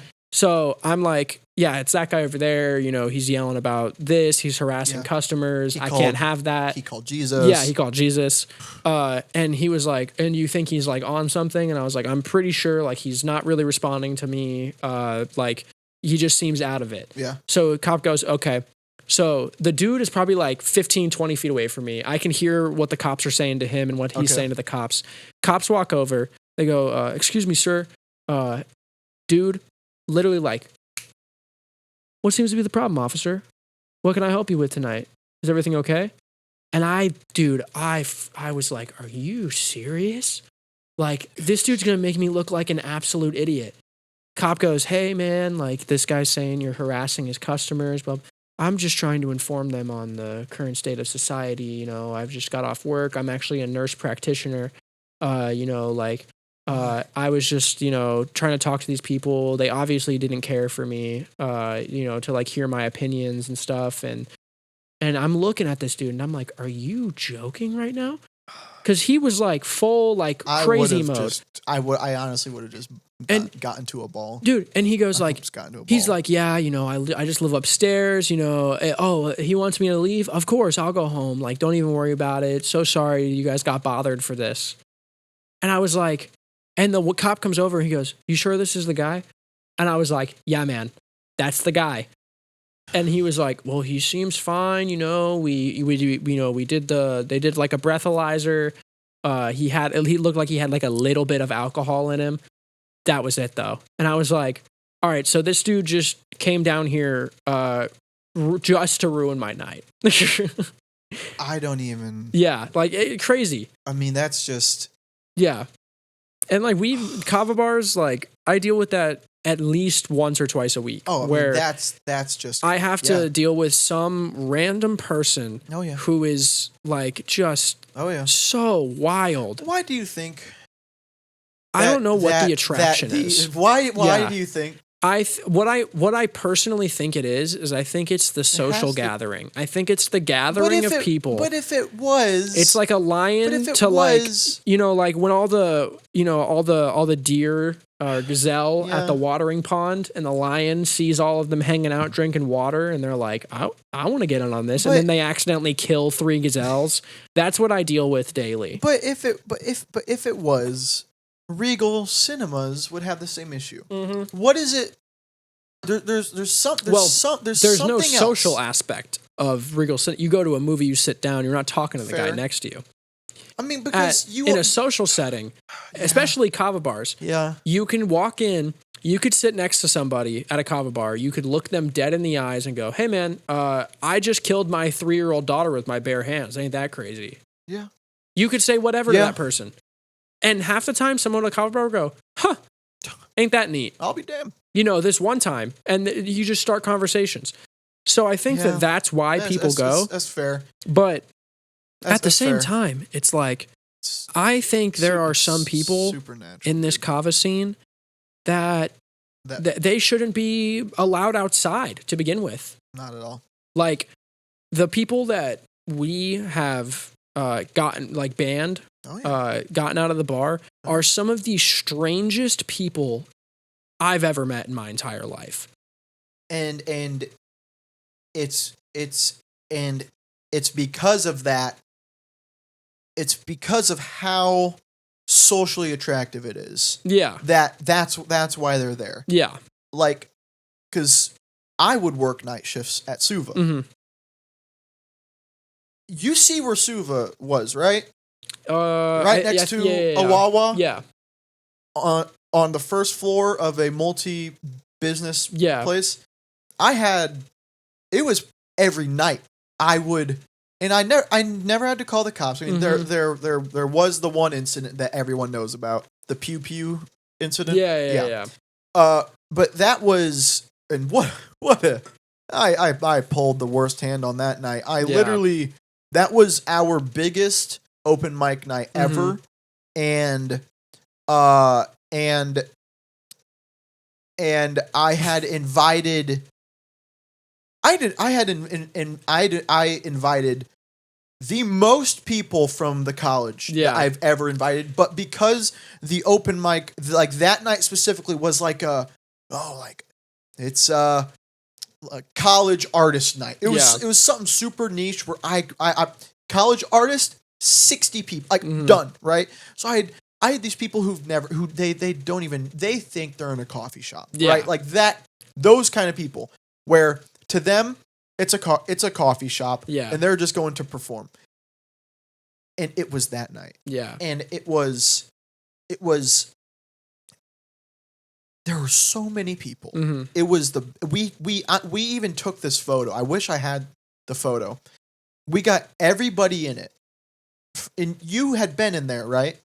No, I'd actually never gone to Suva. Big space. Yeah. Okay. I mean, we couldn't even. There was no way we could back up far enough to fit everybody in the photo. That's how many people were there that night. Yeah. And that's when that happened. Yeah. It was like probably 10:30 p.m., 11 when it's really getting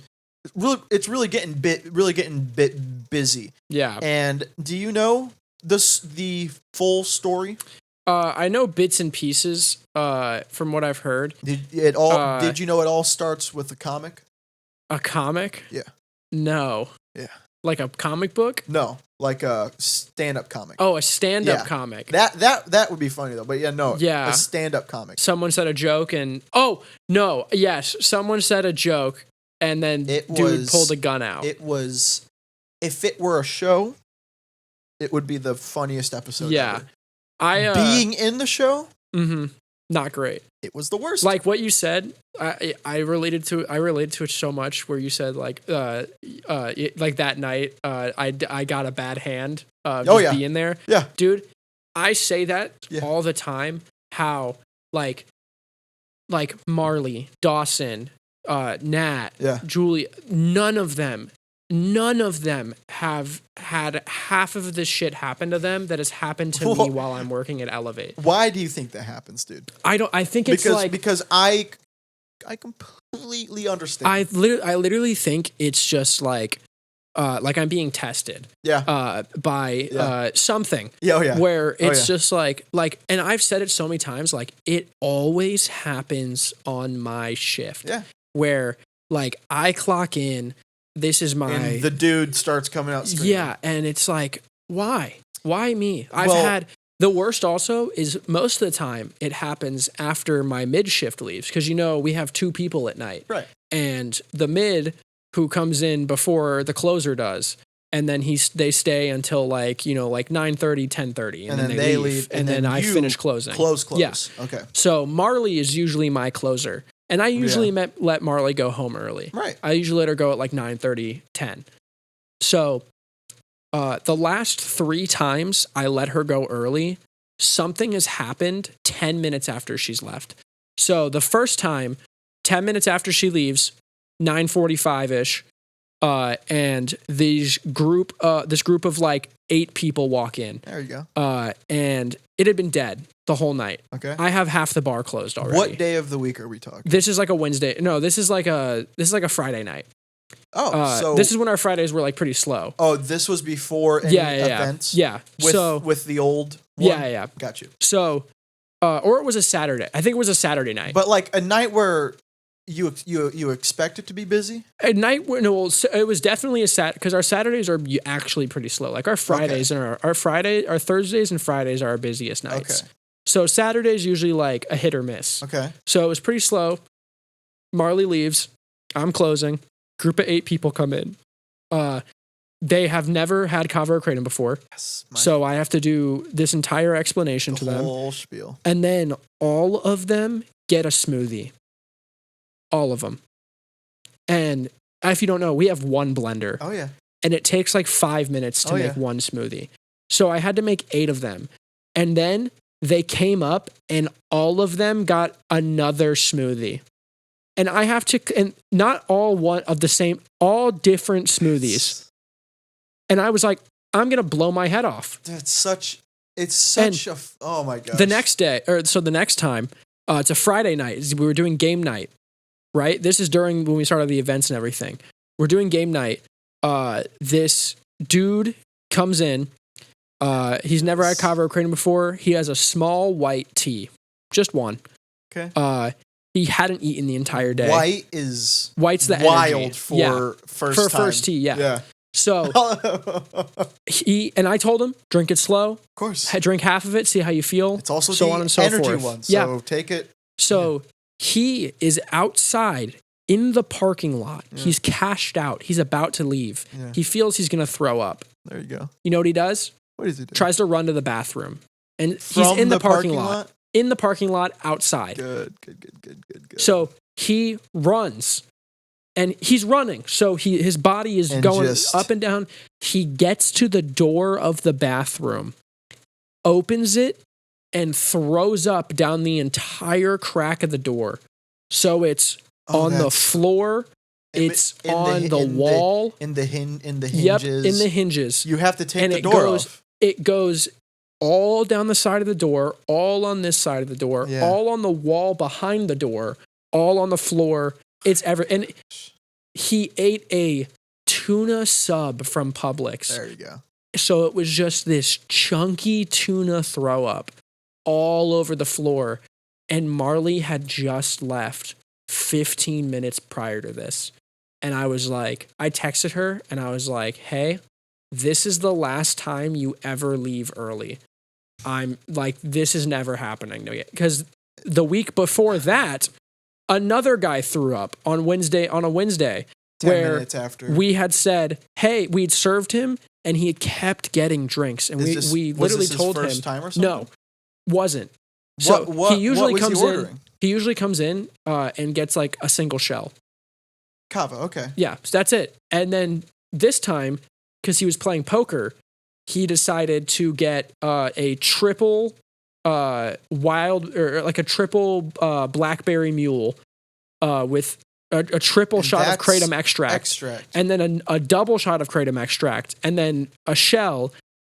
So of course he's going to throw up. And we told him, hey, like, you need to stop drinking. Me and Marley kept telling him, you need to stop drinking. You're drinking too much. You guys did cut, and we cut him off. Yeah. At this point. Okay. We had cut him off, but he still had his drink. We can't take his drink from him. Of course. So we're telling him, you need to stop. Because he kept telling us, oh, I feel so sick. I feel nauseous, blah, blah. And then he'd be like, oh, I feel terrible, man. I feel so sick. Drink. And it's like, dude. So we tell him to stop. We're not serving it anymore. Marley leaves. 10 minutes goes by. He like walks out, goes for a walk. He said he just needed like some air. And I was like, that's cool. Go for a walk, get some air. Sure. You know, do you? I gave him a glass of water. Yeah. I was like, get back up. Of course. So it's like, I think it's like 11:30. I'm almost out the door. I'm putting chairs up on the bar. I'm starting to sweep. Poker is like almost done. Oh, wow. You let them stay. Yeah, I always let them stay late. Wow. Because poker does bring us in a lot of money. Oh, yeah. So they're playing poker. I look over and he's finishing his drink. He's at the poker table? Yeah, and he's finishing his drink. Attaboy. And I was like... Mama didn't raise no... And I literally was like, dude, I was like, he's going to throw up. He's going to throw up. I know he's going to throw up. Yeah.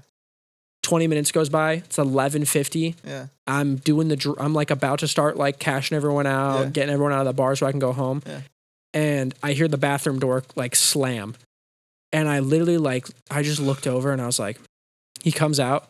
Dude, I'm so sorry, dude. I just threw up everywhere. And I was like, I go in there, the entire toilet.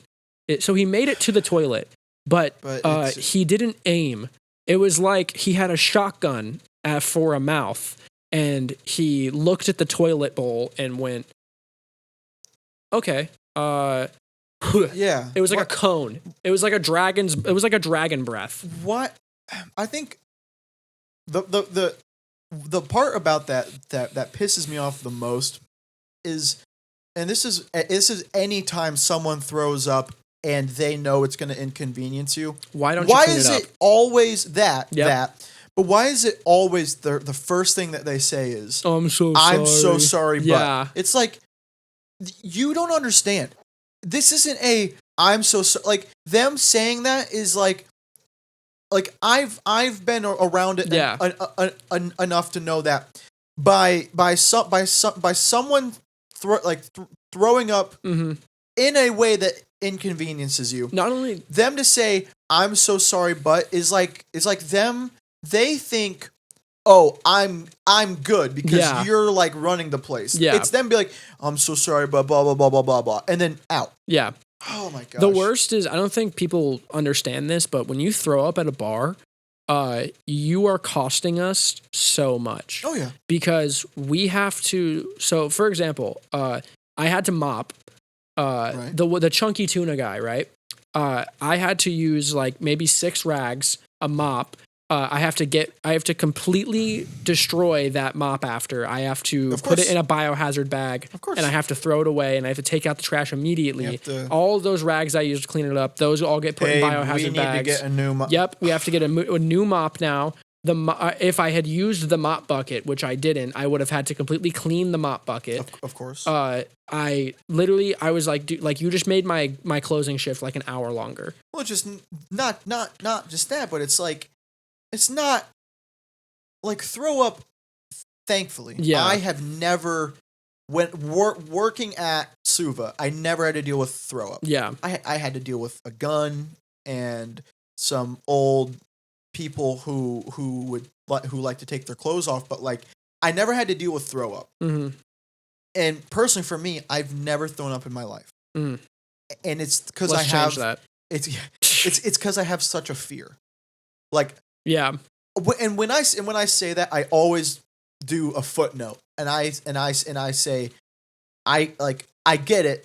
There's no one who loves to throw up. No, everyone's afraid of throwing up. I'm gonna have to debunk that. Because I think I know what you're gonna say, and I've heard it before, but I actually I don't like throwing up. Like you're not waiting to go home now. Like when I get home, I'm gonna throw up. If I feel sick, if my like stomach feels not right, if I have like a fever, I just go to the bathroom and I puke, and I feel better. That is wild. And I know that if I throw up, I'm gonna feel better. So I've just gotten used to the fact of like, oh yeah, because when I was in high school, I smoked so much weed. My God. I smoked copious amount. I was smoking like 10 to 15 grams of weed a day. That's horrible. Yeah, copious amounts of weed. That is. And I would throw up all the time because I would green out all the time. Of course. And eventually I built up the tolerance. Always came back to it. Yeah. Apparently. Yeah. And eventually I built up the tolerance to it and stopped throwing up from it. But then my the beginning of my sophomore year of high school, because this is always when I'm a freshman. I'm a freshman in I'm 14, 15 years old, and I'm smoking like 10 grams a day. So as a sophomore, I said, there's a role model. I really don't want to do this. Yeah. So I stopped. I cold turkeyed. I stopped smoking weed. I didn't smoke weed again until halfway through my senior year. Okay. And it was when Kaya, my girlfriend, hung out, me, her, and my buddy Jack skipped school for her birthday. And she had a dab pen, and she was like, "Hey Ethan, do you want to hit it?" And I was like, "Oh, I'm like weed sober. I haven't smoked weed in like almost 3 years now." Right. And she goes, "It's my birthday." And I was like, "You're right," because I was in love with her. So I was like, "Yeah, I have to hit this." How long was that drag? Oh, it was probably like 4 seconds, and it put me on my ass. There you go. But since then, when I was smoking a lot, I realized that if I ever got nauseous from smoking weed, I could just throw up and I'd feel instantly better. But you would know it. It's not like your feet will always beat the throw up. Like you'll be able to get to the bathroom. 100%. Yeah. The throw up will never beat you. And the only one that could fact check this is my mother, but I don't think I've ever thrown up where it's like inconvenienced someone. Like I don't think I've ever thrown up like in my bed or like on the floor. I've had friends do that to me. Oh yeah. Like one of my best friends. We all have, yeah. My buddy Orion, in probably like sophomore, it was probably like, I think it was like the end of freshman year.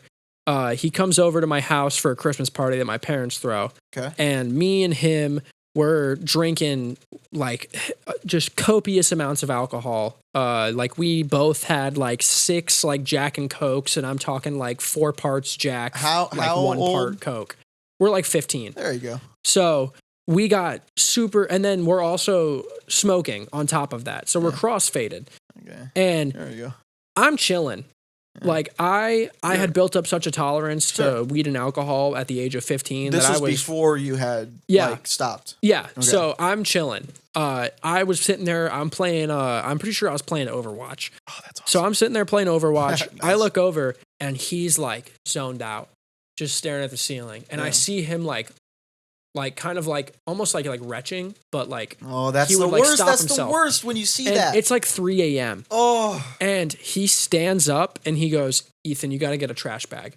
And I immediately knew it was going to happen. I booked it. I ran to my laundry room, and my parent and my everyone in my house is asleep. It's 3 a.m. If my parents find out that we're drunk and high, I'm going to get my ass beat. Of course. So I grab a trash bag. I'm running, and my room was in the garage at the time. So I'm away from everyone in the house, so no one can hear me. So I grab the trash bag. I'm running to through the hallway. I open the door to the garage, and I hear, and then like of like the throw up hitting the floor. And I was like, I literally sat there with the trash bag at the door, and I was like, no. I opened my bedroom door, and he's standing in the middle of like my room, and like I like shit you not, it's like a 15-foot line of just vomit. Like it hit my school backpack, my bed, all the way to the wall. Carpet or hard floor? I had hard floor, thank God. But so that's the only he's sitting there, "I'm so sorry." And there it is again. And I was like, "Dude, we got to clean this up." So I immediately take all the covers and everything off my bed. I immediately go and throw them in the laundry machine. Get that shit Everyone's going. asleep. Everyone's asleep. And It's 3 a.m. They hear So like, what? I took the mop. I cleaned up the entire floor. I had to throw away my backpack and then had to come up with an excuse like a week later to my mom of why I didn't own it. Yeah. Caught on fire or something? So luckily it was on Christmas break. So when school started up again, I just told her, "Hey, I can't find my backpack." And she was like, "What do you mean?" Okay. And I was like, "I can't find it." And I was like, "Oh, I took it to Jack's house. Let me see if Jack knows where it is." And then I literally was like, "Oh, Jack found it. His dog like ripped it to shreds." Yeah. So she was like, "That's okay. I'll buy you a new one." It wasn't like dude, you just wore your backpack yesterday. Yeah. So like very nice. Yeah. Very so nice. I got a new backpack. I cleaned up everything. My parents never found out. But meanwhile, while I'm cleaning up this throw up on the floor, he has the paper towels, and he's like, I'm like, "Hey, give me more paper towels." He's like, "Okay." And he'll like rip like 2 off, and then he throws up into the paper towels, crumples it up into a ball, throws it in the trash can. And I'm like, "Thanks, man." This is why I love him though. I absolutely love that man. Like I don't. Again, yeah. Like I get grossed out by things really easily, but like I've never thrown up, and because I can put down kratom. Yeah. Like I've thrown up on kratom maybe like 3 times. I've never, and it's only when it's been powder, because powder sits in your stomach. Really? And your body can't digest it. But what about is it because they made it wrong, or they didn't filter it as much as they should have? So it was when I worked at Culture. Yeah. And Culture's tea is notorious for being very weak. Is that right? So you got to drink a lot of it. And they have powder there. It's powder. And powder is, so when you brew powder, so Lay, for example, Lay has powder too. I have Lay powder on the counter right now. So Lay powder I'm excited to hear what this is going to do to me. They actually brew in percolators. Yeah. And Gabe strains it through like 3 different strainers. So there is absolutely no powder. No, when I look at theirs. Yeah. That shit looks like it looks like soda. Yeah. It's clear. There is no powder. Culture puts it through a bag, like a cheesecloth bag, like what we use at Elevate for the leaf. Kava. Oh, for the leaf. So the leaf you're supposed to use the bag for. The leaf is like the tea. Powder. Yeah, the powder, however, you are not supposed to use a bag for, but they don't care. Yeah. So you pull the bag out. All the powder is just at the bottom of the bucket. So when you drink, you're just drinking powder, and your body is not, that's not supposed to be in your body.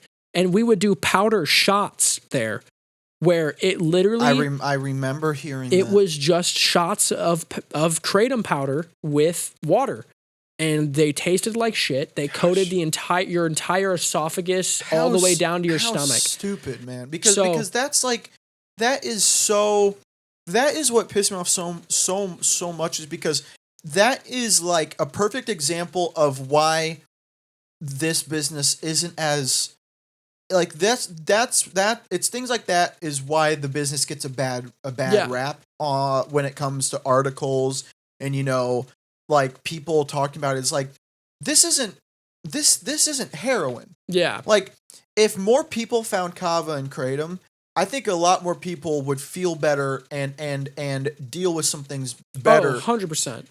But you have Larry. Oh. You have retarded people who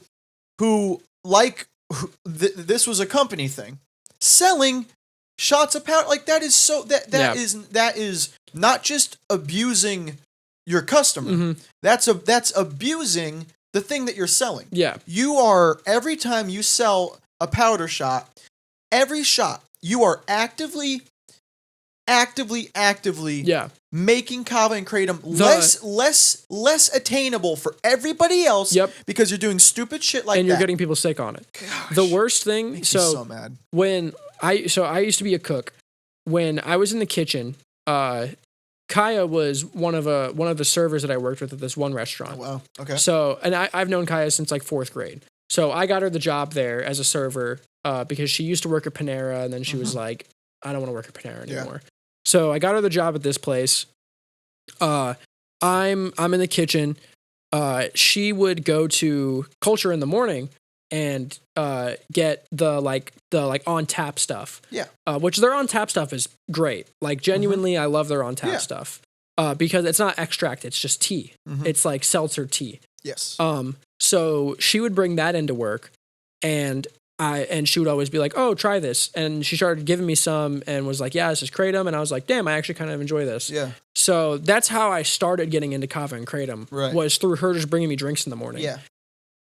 And so I would go to like a smoke shop or a gas station, and that's how they used to sell kratom, was in like gas stations and smoke shops. Yeah. And there were these little pill capsules that had the powder, and you would the pills first. You would literally take it like a pill, or you could drop it in water and mix it up, and turn into the kratom. It's just powder, and it tasted like absolute shit. Yeah, it was terrible. But I used to do the red pill capsules, and the red pill capsules, because those are meant to be digested. They make that powder specifically to be digested. Okay, so we're not talking.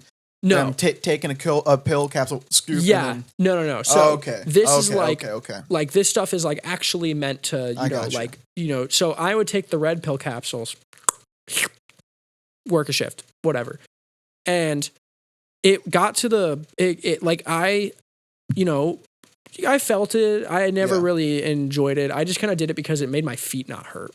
That's what red does, yeah. So it made my feet not hurt. So that's why I did it. And then I eventually got my other buddy into it, and and then one night Kaya invites us to go to Culture for open mic.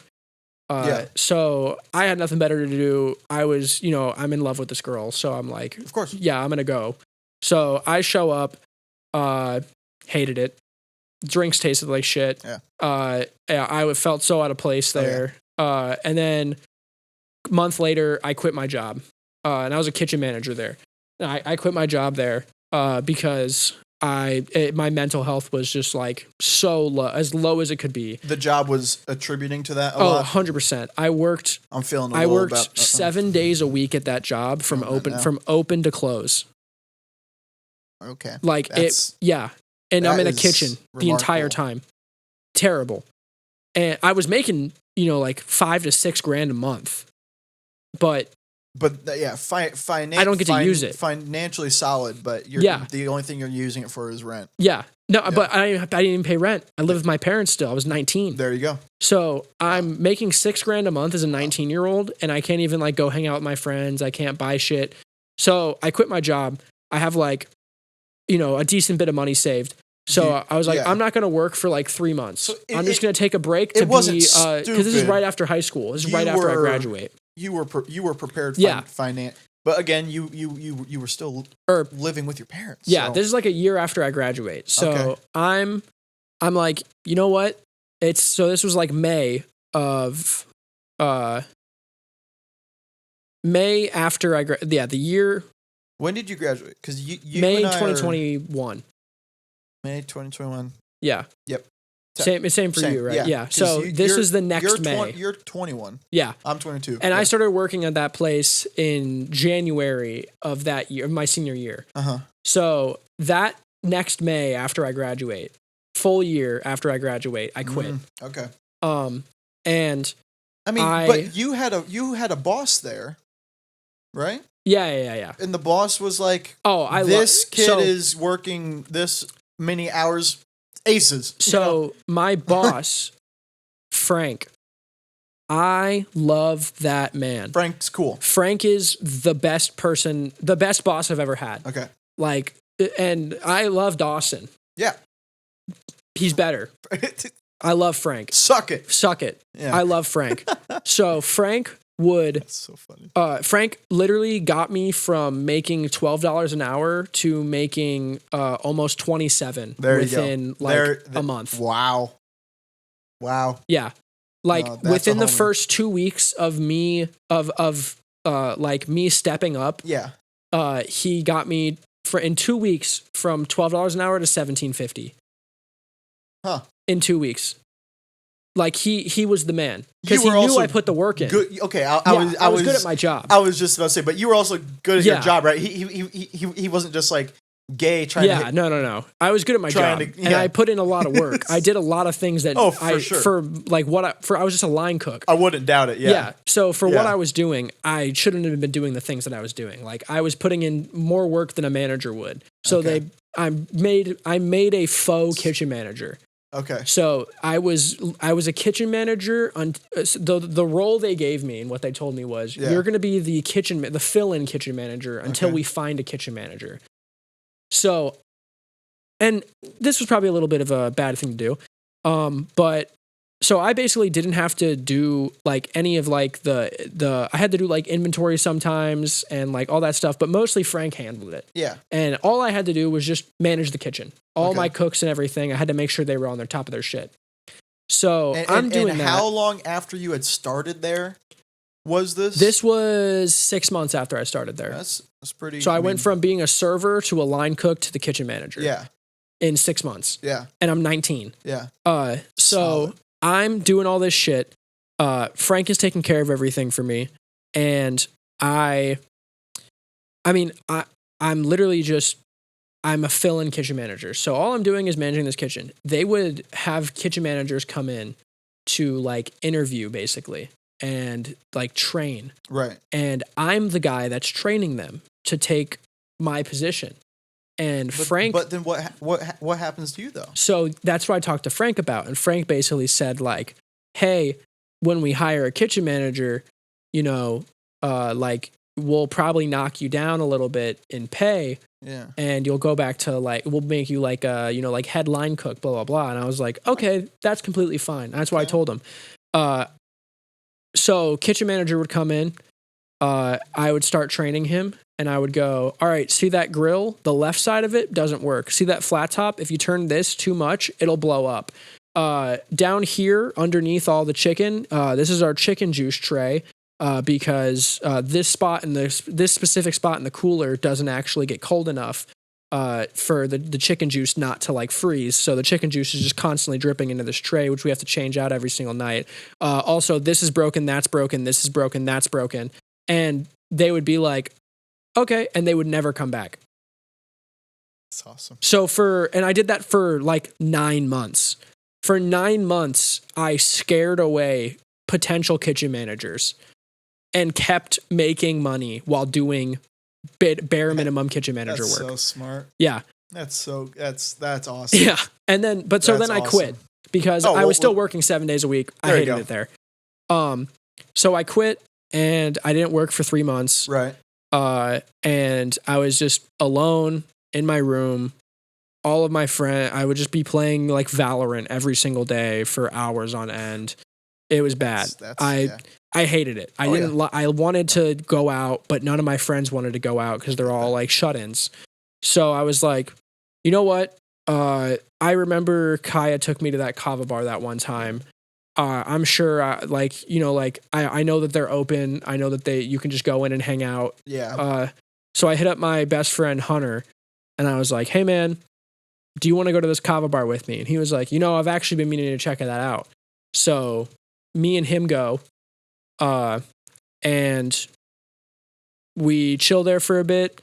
I realized it's not so scary. Yeah. And I was like, all right, this is cool. Right. So then I just started going just by myself. And I wouldn't talk to anyone.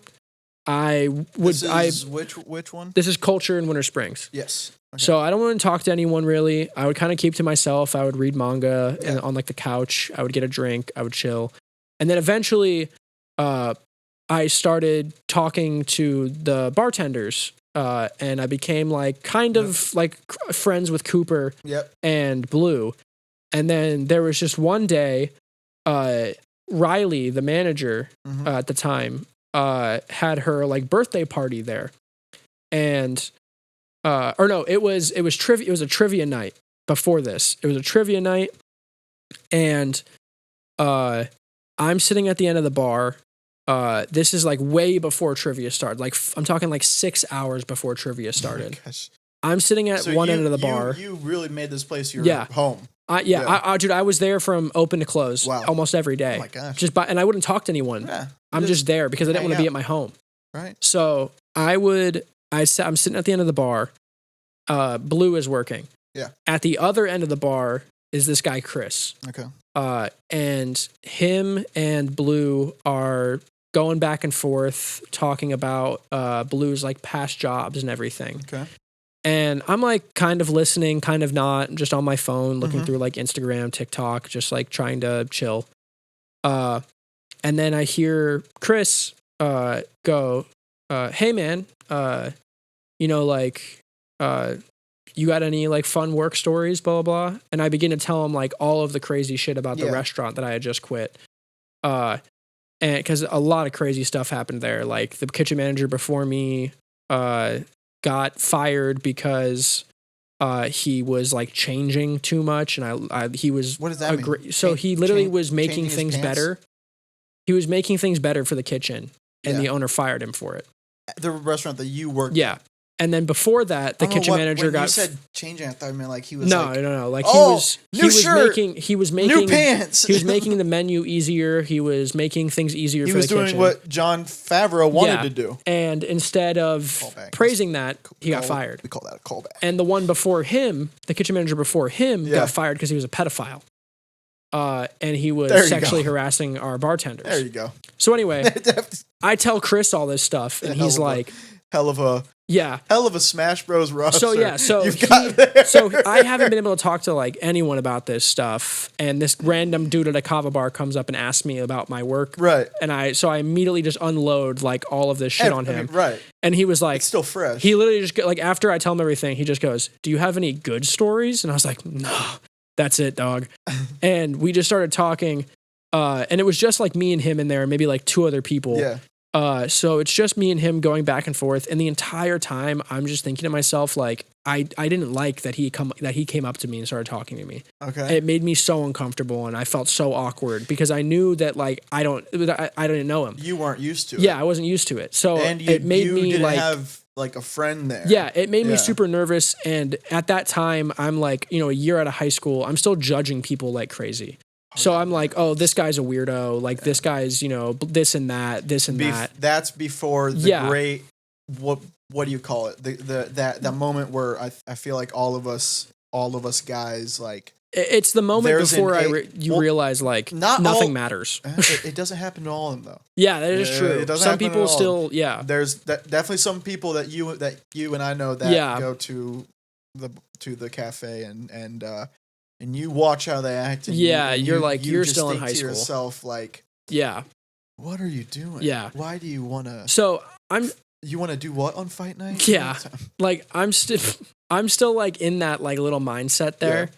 Yeah. So he gives me his number, and because we were like swapping music. This and is talking. The guy that said, "Do you have any good stories?" Yeah. So this is Chris. So Chris, he gives me his number because I told him that I have narcolepsy. Do you? Yeah. What the hell is that? I fall asleep randomly. Seriously? Yeah, I have type 2 narcolepsy. So type 1 narcolepsy is more of like the random spurts where you're just like, and like that's type 1.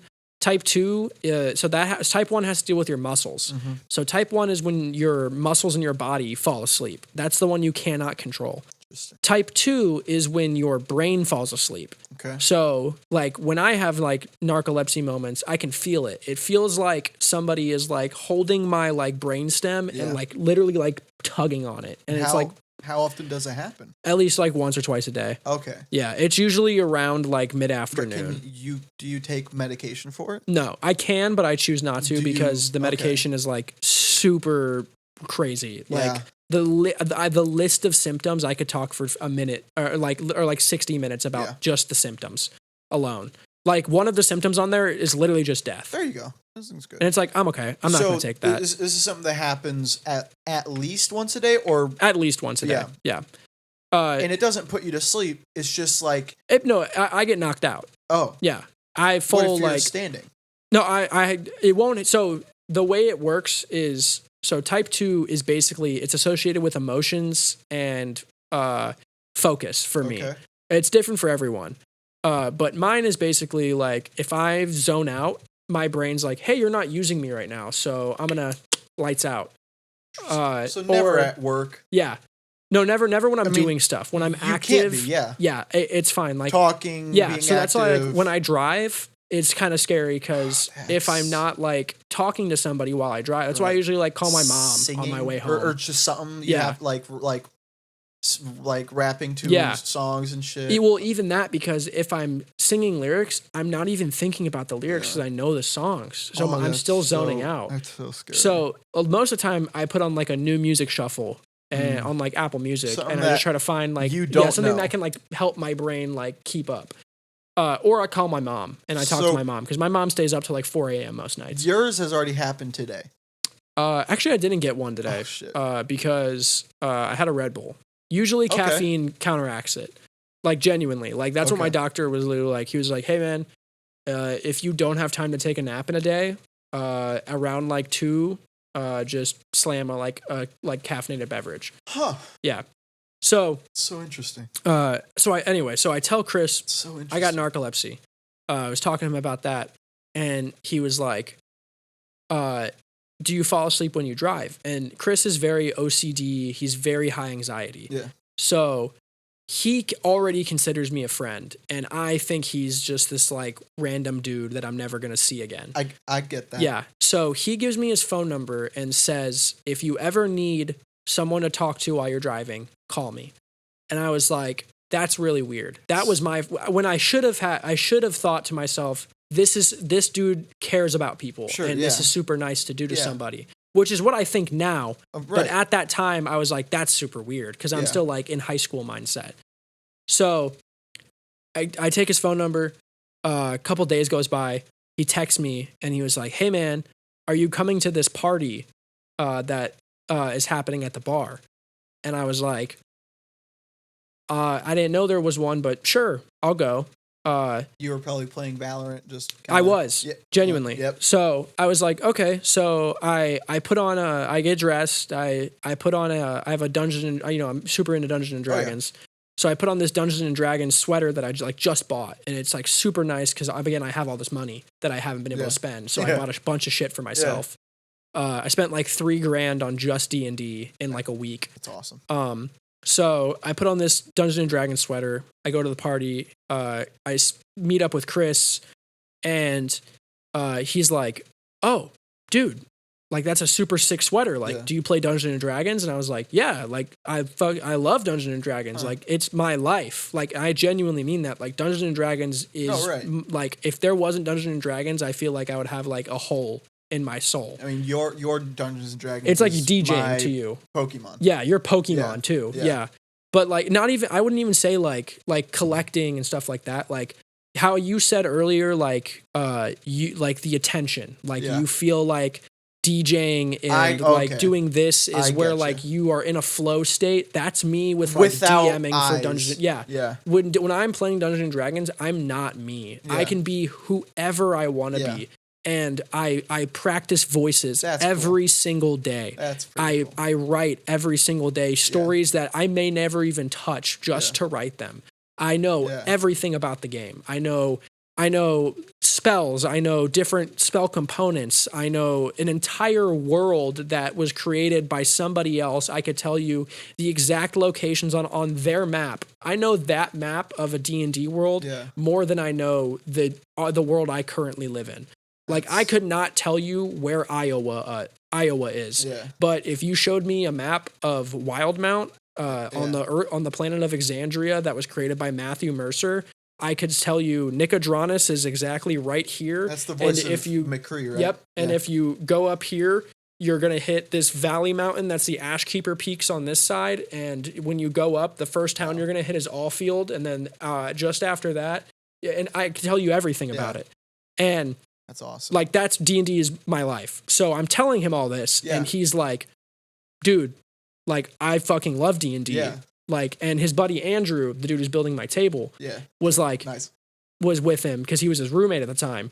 And he was like, this is my buddy Andrew, like we play D&D all the time. And I was like, holy shit, no way. Like I told him like, yeah, like me and my friends like played a little bit of D&D, but it was never truly D&D because it was all of us just like messing around. Your passion for it wasn't this big yet, or was it? No, it was huge at this point. Like, because I had so much free time. All I was doing was watching Critical Role and Dimension 20 and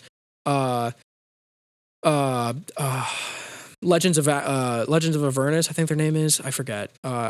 I haven't watched D&D podcasts just a bunch recently. You're just consuming. But I'm consuming so much D&D media. You're consuming more than playing it? Yeah. Okay. Because a lot of my friends, they didn't really like understand how to play D&D. I got you. And I couldn't, and they were all shut-ins. So they always wanted to play over Discord, and it's not the same. Not the same. So I never got like the full experience. I know that much to know it's not the same. So this guy, Chris, tells me, you should play. Like, you should play with us. And I was like, yeah, I'd love to. Yeah. A new book had just come out called Spelljammer, and it's basically like Treasure Planet. When you say new book, what do you mean? D&D releases rule books Wizards and of the Coast, Wizards of the Coast, right? yeah. So they released a campaign book, which a campaign book is basically like it's a setting, it's a campaign setting. So the setting was Spelljammer, which is the Astral Sea, different planets. Think of it literally like Treasure Planet. If you've ever seen Treasure Planet, it's space pirates. Okay. So the setting, the campaign book that they released, it basically shows you how to DM in that world. And it gives you towns and NPCs that you can, use, but usually I just make my own stuff up. It's like if I just finished playing all of the Borderlands games. Yeah. It's like if there was a DLC. Yeah, basically. And it was like this DLC. Have you played any of the Borderlands? Yeah. Borderlands 3? Yeah. And the thing that they added in Borderlands 3 was in Borderlands 1, 2 in the pre-sequel, it was all one map. Mm-hmm. Whereas Borderlands 3, there were different planets which had different regions. Yeah. It's almost like if they added a new planet. Yeah, so like basically. The DLC would come out, they would add a new planet. You could still play on the other, like there's tons of side missions and things you can do. You can level up and things, but like there's a new planet to explore that they made. Yeah. In the D&D universe though, I'm assuming there's obviously a lot of like solo campaign writing. Yeah. But when they come up with the spell book, it seems like the community is like, hold on, new map just dropped. Basically, we all can put down our pens and pencils. We don't have to work super hard on this thing because a new thing just dropped that we all get to play with. Yeah. So basically, cool. Okay. Yeah. So campaign settings are usually used to help you run a campaign. So they act as like a guidebook. Mm-hmm. You know, like they have stories that you can play. Yes. But they will also tell you how to create your own story within this world. So we play Spelljammer, and Spelljammer was the worst campaign I've ever run in my entire existence, and I would never want to go back to it. It filled me with so much stress and anxiety because Spelljammer is space pirates. And do you know what space pirates do? They go to different planets. So I have to come up with different planets like every week because these guys I'm playing with are... You're the dungeon master? I'm the DM, yeah. So, and it started out with 4 people. And then we added a 5th. And the pressure. And then a 6th. The pressure and then grew. A 7th. And then an 8th. And I had 8 people that I was DMing. And this was my genuine, like my first real at a D&D table. Not Discord. Not Discord. Everyone's looking at me while I'm talking. Which has to be awesome. Yeah, it's awesome. First of all, yeah. It has to be awesome. The feeling I get when I do something that makes my players have a like visceral reaction fills me with like something that I don't think I could ever get out of anything else. To put it together again, kind of like DJing. Yeah. Because it's not, I mean, they obviously know you're there. They are paying attention to you, but they are playing amongst themselves and in this world, but you're the one who's controlling it. I feel the same way. Okay. Like I've made my players cry. Yeah. And that was like the biggest achievement in my career of D&D. Okay. Was making my players feel something so visceral from a character that they're playing. Okay. And make it feel so real that they actually cry. Man, yeah, I guess I don't. D&D is something that, like, that level of gameplay is something that I probably won't ever really understand. Yeah. Because that doesn't sound like a game. Yeah. It sounds like it's almost like you're all writing the same book at the same time. So that is exactly what it is. There you go. I would never call Dungeons and Dragons a game. Because really if you think of like it, if you think of Dungeons and Dragons like a game, you're not playing Dungeons and Dragons right. And that's kind of what your friends, your Valorant friends, that's how they were trying to be like 10 damage. Yeah. But it's like, so no. With them, it was all like, and they're a lot different now. Right. But when we first started playing, it was a lot of like, oh, when are we going to do combat? I don't want to talk to this NPC. I don't want to role play. It was just, oh, when do we get to combat? When do I level up? When can I get a cool item? And it's like, you're missing the point. Yeah. So I tried like every which way possible to get these guys, all these 8 people that I'm DMing into this story. I'm trying to have every single one of them have their own individual moment in this story. And it was so much stress and so much pressure on me because half of them had never played D&D before. Super stressful. Half of them were like newbies who didn't know anything. So all they wanted to do was like cast a spell and, oh, I punched this guy because I don't like what he said.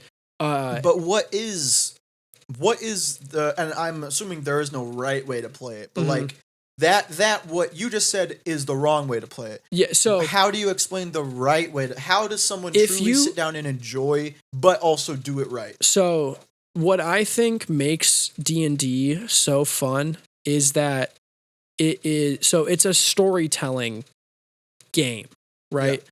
The whole point of D&D is to tell a story through the characters you make and the dice rolls. Okay. The dice rolls are not a game. The dice rolling is to help push that story further along. Give me an example. So let's say your name is Grumbo. Okay. Grumbo, you're a big orc man, and you're a barbarian, so you're really strong. Okay.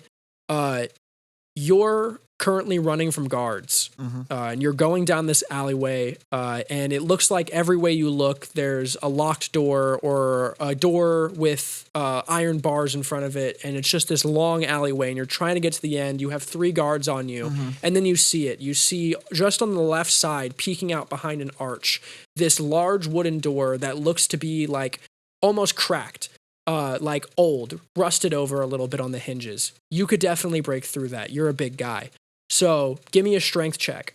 And I roll. So you roll a d20. D20. You're a barbarian. 20 So let's sides? say, is that 20-sided dice. Okay. So you're a barbarian. So let's say you get a +4 to your strength. If I roll a 2. So if you roll 6. A 2, you get a 6. Yeah.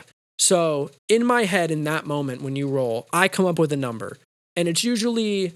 It depends on what it is. So a wooden door, and I'm a big dude, you would in your head you'd think 8, like a 10. A 10. So if you roll higher than a 10, you get through that door. Okay. But if it was a metal door, but it was still rusty, I'd say all right, 15. Yeah. If it's a metal door with iron bars in front of it, 20. And that's like maybe like 20, 25. Like you're not getting through that. But. So let's say you roll a 6. You come up to it and you slam your shoulder against it and it buckles, but it doesn't give.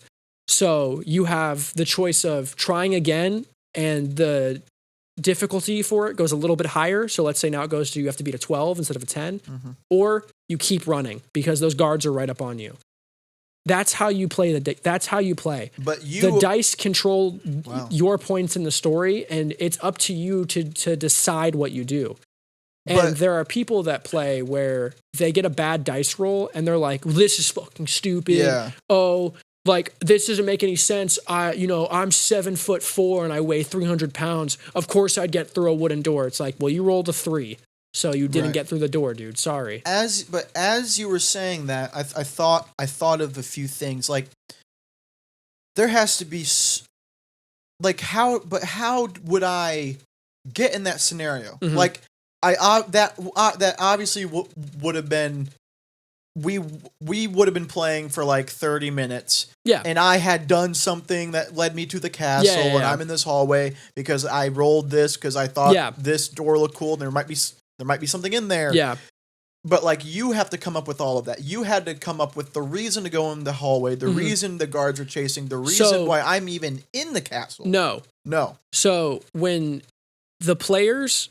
So that would be called railroading. What does that mean? So railroading is when the DM creates a story and they want you to stay on that path. They don't want you to go off their story. Railroading's bad. Yeah. So there's railroading and there's like sandbox. I like playing sandbox where I let my players do whatever they want to do and I run with it because that's their story that they're making. And most of the time, if you're playing D&D with like a good group of people, they still follow the story. They do a little bit of goofy stuff. Yeah, there's good synergy. So railroading, for example, would be you're running down this hallway, okay, and you just kidnapped the princess. Okay. You're running down the hallway. Guards are chasing you, and you see a window. You're gonna throw the princess out the window because there's a lake underneath. But I had a boss fight planned in the room in front of you. So you're going to jump out the window with the princess. So I say, oh, actually, there's iron bars in the window. You can't get out the window now. So you have to keep going forward. That's railroading. Yeah, and that's because I'm forcing you to continue on the path that you're on. The player, wouldn't have known about that boss fight. Yeah. But I guess now that...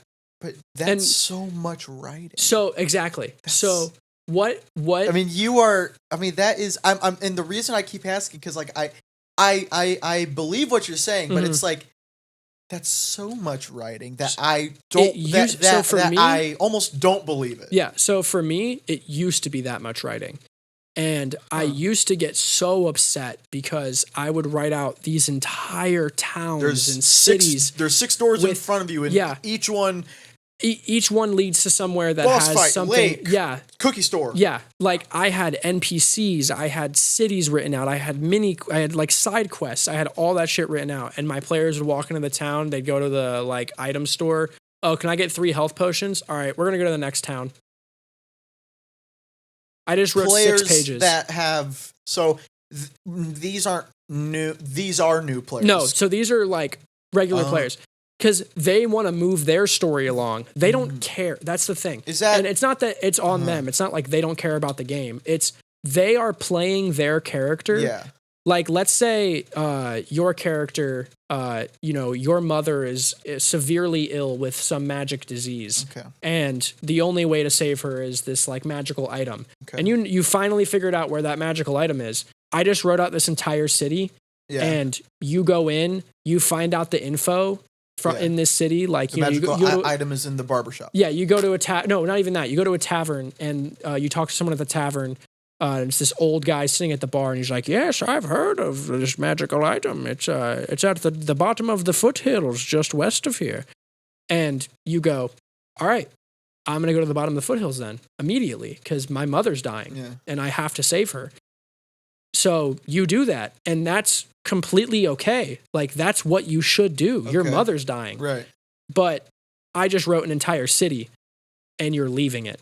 So as someone who wrote all that, I'm like, damn, I just wasted all that time writing. I wrote 6 pages of a city for my players to go in, immediately figure out what they needed to figure out, and dip. That seems like so. I mean, what I started this sounds doing, so much fun. Yeah. I just again, what you just said almost makes me think like me as a player. Why can I just like? If there's free will in this game, I go to this tavern and I talk to the man and he offers me a drink and he tells me that this drink will literally, like for the rest of the game, make me invincible and give me plus 20 luck on every D20 roll. So it's always the best luck. You as a dungeon master, I mean, I can't imagine you're playing with anyone who would ruin the game like that.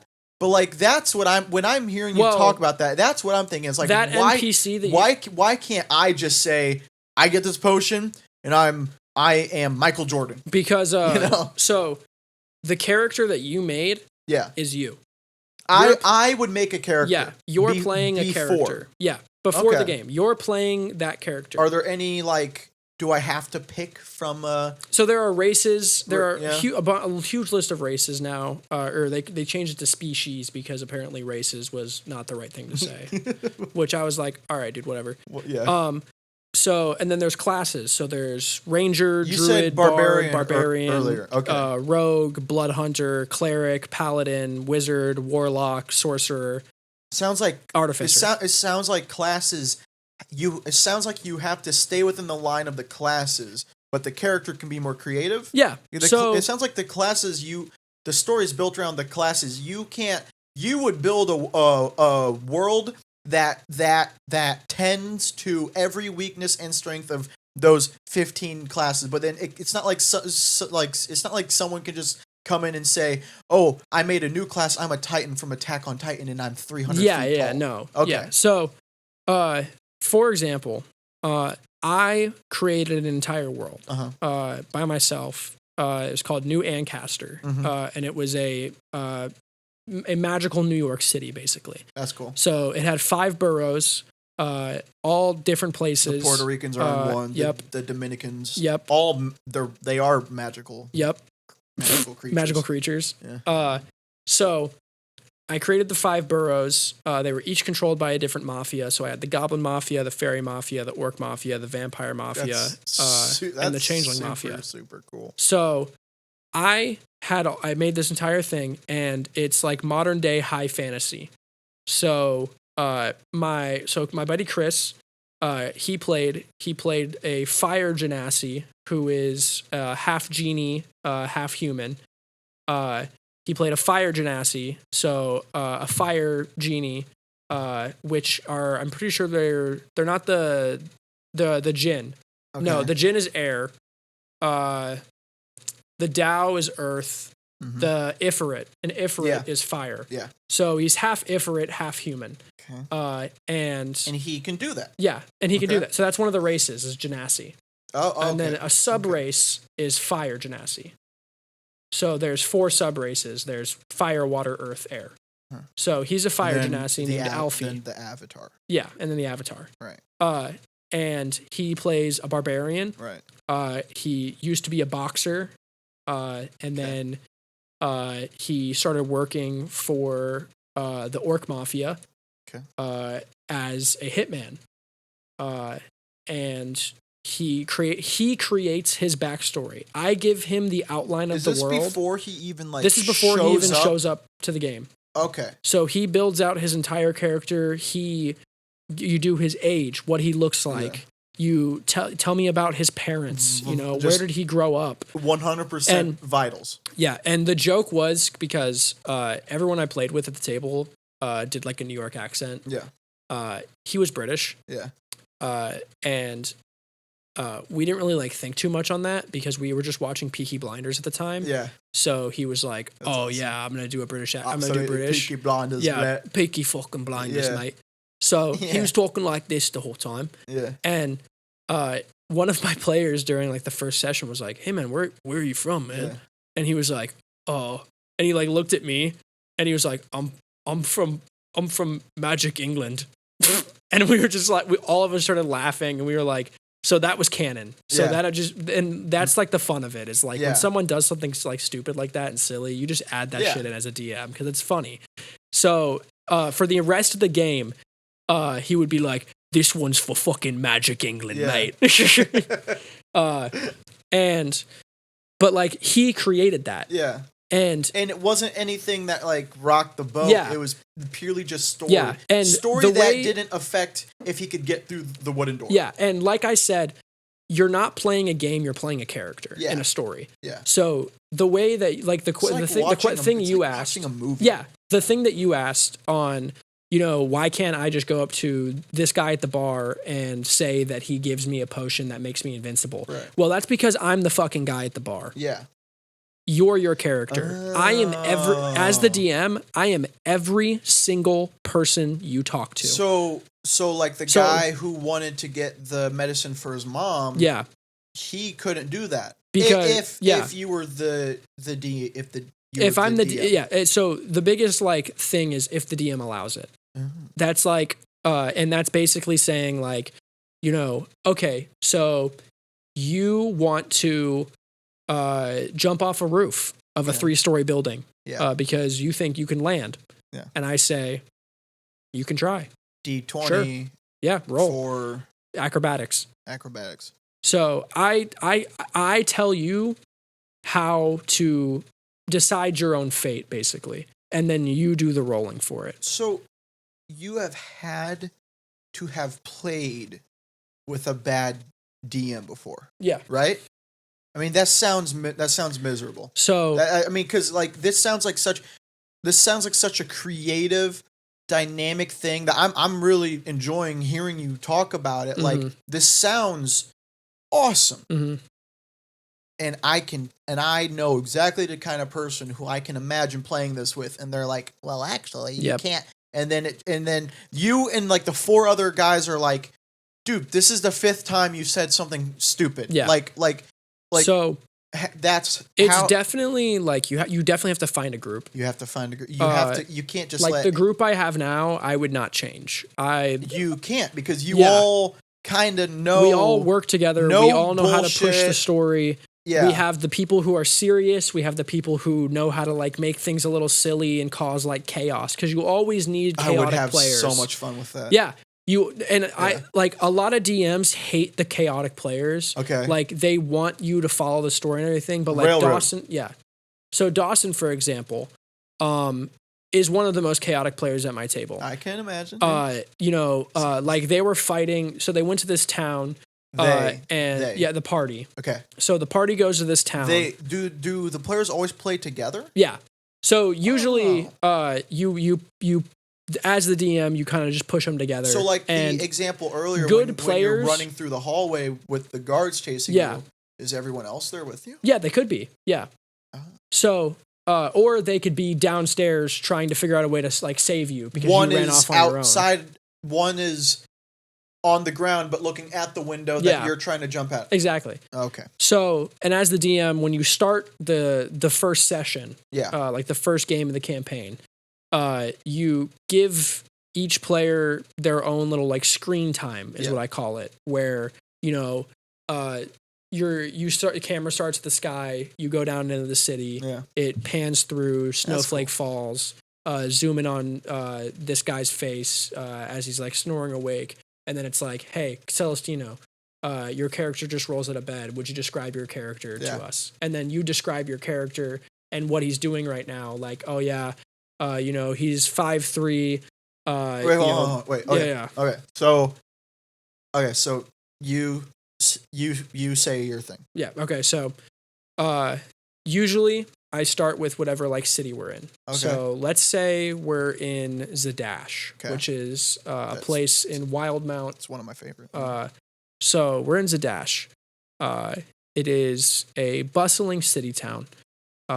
It's kind of like a slightly larger than the normal town would be, but a little bit less than a city. Okay. Still very bustling. These large white spires at the center of the town twist up, almost touching the clouds, where some of the archmages of the Dundalian Empire rest to help assist in any way they can. I heard they swayed the vote. They did indeed for King Dwendal. Yeah. And down below them, you see these pearl white buildings, decadent in marble, and obviously the rich nobles live here. You see some walking through the streets. They have their elegant sashes, fine silks, servants carrying their goods as they walk through the market streets. Okay. Going out a bit more, coming now towards the outskirts of town. Okay. We stumble into a tavern. Yes. Door opens. Outside of the town. Just outside of it. Okay. Just outside the city's walls. We stumble into a tavern. It's called the Waning Oak. The Something Cafe. It's called the Something Cafe. Oh, the Something Cafe. Door opens. Wow, oh my God.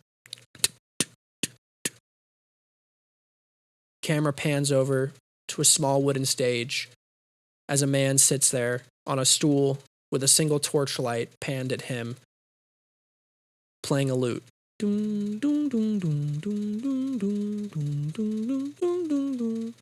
Celestino, would you like to describe your character? And then this would be something I would have already prepared. Yeah. And you are this guy playing the lute. Okay. So then now you say, you're saying this to the party because I know who you are. Okay.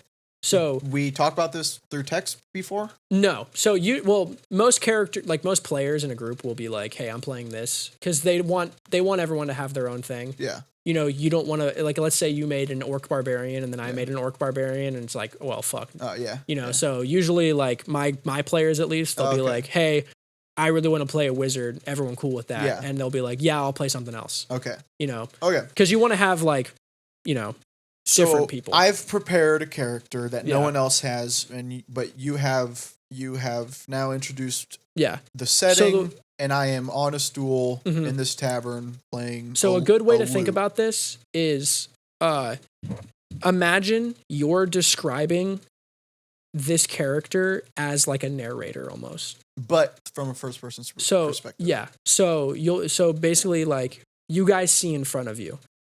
So almost like, think of it this way. This is a movie scene. Okay. Mm-hmm. This is happening on a screen in front of you. Okay. You see this scene happening. Okay. And, there is an audience of blind people. That's hilarious. But you got descriptive audio on. Okay. You're the descriptive audio. So you are going to describe what this scene looks like. Who that guy in the chair is. What does his look like? I am not using I. You see a man. You say you. You. Yeah. Not I. No. Not he.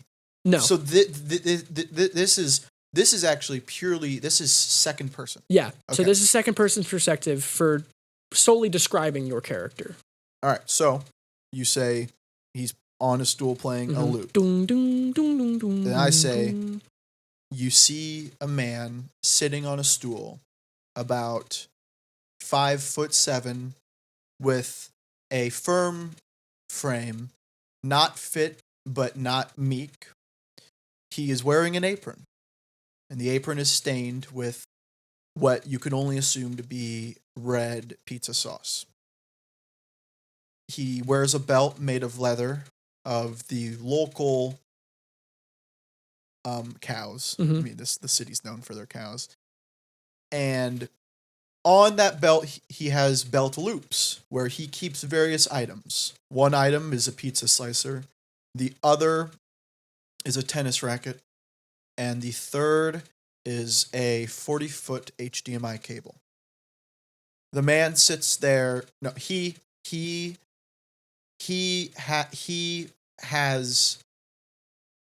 has eyes of six. I'm really getting into character. He has eyes. He has two eyes, but only one of them works every 4 minutes. But with this lack of vision, through the trade he had made with the Wicked Witch of Zenuda Buddha, or whatever he said. So so this is what some people do. I'm not like shitting on you or anything. This is just bringing up like a point. Yeah, that's my character. Yeah. So, a lot of new players, they will when I say that to them, when I'm like, just go ahead and describe your character for me. What I'm asking is, I want you to tell me what this guy looks like and what he's doing right now. Okay. And there's most of the time, no story. Yeah, I don't explain. They'll be like, what the belts mean. Yeah, most of the time they'll be like, he has a scar across his eye that was given to him by his father, and that was the last time he saw him when he slashed him with a sword after he killed his mother. Too much. Yeah, story. and it's like I don't want you to say that because I want you to role play that later. I want you. And we could I want come you to be across that later. I want you to be around a campfire after you guys just had a very hard fight. So this is your party member. Appearance. Yeah, and your party member goes, "Hey, now that we've been through a lot, I've been meaning to ask you, how'd you get that scar?" Yeah. And that's when you lay that out. Okay. Not okay. First second of the game. So you know what I have on my belt? HDMI, pizza slicer, tennis racket, and usually. Tell me. I keep it medieval. Yeah. So I get rid of the pizza slicer. Yeah, obviously. And so how much do people explain though? It depends on the person, right? Because I could really dude, if you let me run, you would know what's on my toes. So usually what helps, some of the people I play with are artists, so they draw their own character first. Yeah. Or we go on Pinterest, find a character that we like on Pinterest. I bet people get pretty attached. Not attached, Oh. yes, but like I'm assuming people get pretty protective of like yes, like no, this is literally me. So my buddy Hunter.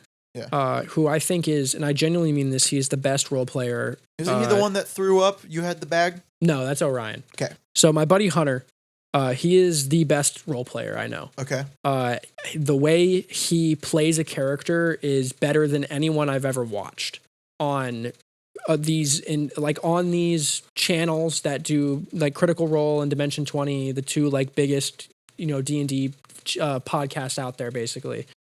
And channels. The way that he role plays topples them 10 times over in my eyes. But like, what is it that he does though? So he is the character. Like he doesn't know how to separate himself, or he knows way too well, I should say, how to separate himself and the character. When he role plays, Hunter's gone. He is who he's playing. That's cool. And the one that we're playing now, he originally played this guy named Alex. His name is Alex Gardner. He was a Air Genasi monk. Okay. And he was a dancer. So when he fought, he did like pirouettes and break dance and stuff like that to fight. Capoeira yeah. Type of shit. Yeah. So session 7 or 8, they're tracking down this cult. And they find the guys, they go in, things turn south super quick. Alex dies. he full dead. So usually when a character gets to 0 HP, there are death saving throws. So you get dice rolls, and if you roll a 10, or I think it's a 1 through 10 is a death or a failure, and then an 11 through 20 or 11 through 19, or oh my god, I'm fucking this up. 2 through 10 is a failure. What's a 1? A 1 is 2 failures. And then 11 through 19 is a success. A 20 is 2 successes. Okay. So you need 3 for something to happen. So 3 failures and you're full dead. Your character cannot come back. He is dead. Because right now he's unconscious and Hunter he's trying to stay alive. Show up to the party for the next couple sessions? So basically. Oh. So what Poor happens? Guy. Yeah. So what happens to Alex? He rolls. First one's a fail. Second one's a natural 1. His character's full dead. Yeah. So, oh no, what had happened was I hit his character while he was down, which immediately counts as a critical fail, and he loses 2 death saves. Okay. So he dies. He full dies.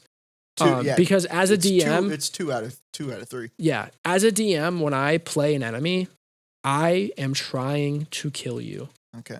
Some DMs will be like, kind of, trying to keep the game alive. Yeah, I try to keep the game alive, keep your character. But for like me, I don't want to cheat my players out of their story. Right. So if you die here, that's how it was meant to be. I'm sorry. Yeah. So he dies. They role play it so well. We had this like whole moment where he saw his god in the sky, and she extended her hand. And he, cried. I got him to cry. You get kind of nervous because you're like, he's going to make up some shit where he stays alive because of the god. So nothing, no, he would never do that. Right. So he accepts his character's death. Okay. He dies. He makes a new character. Oh, okay. Because, you can just do that. It's D&D. It doesn't matter. Right.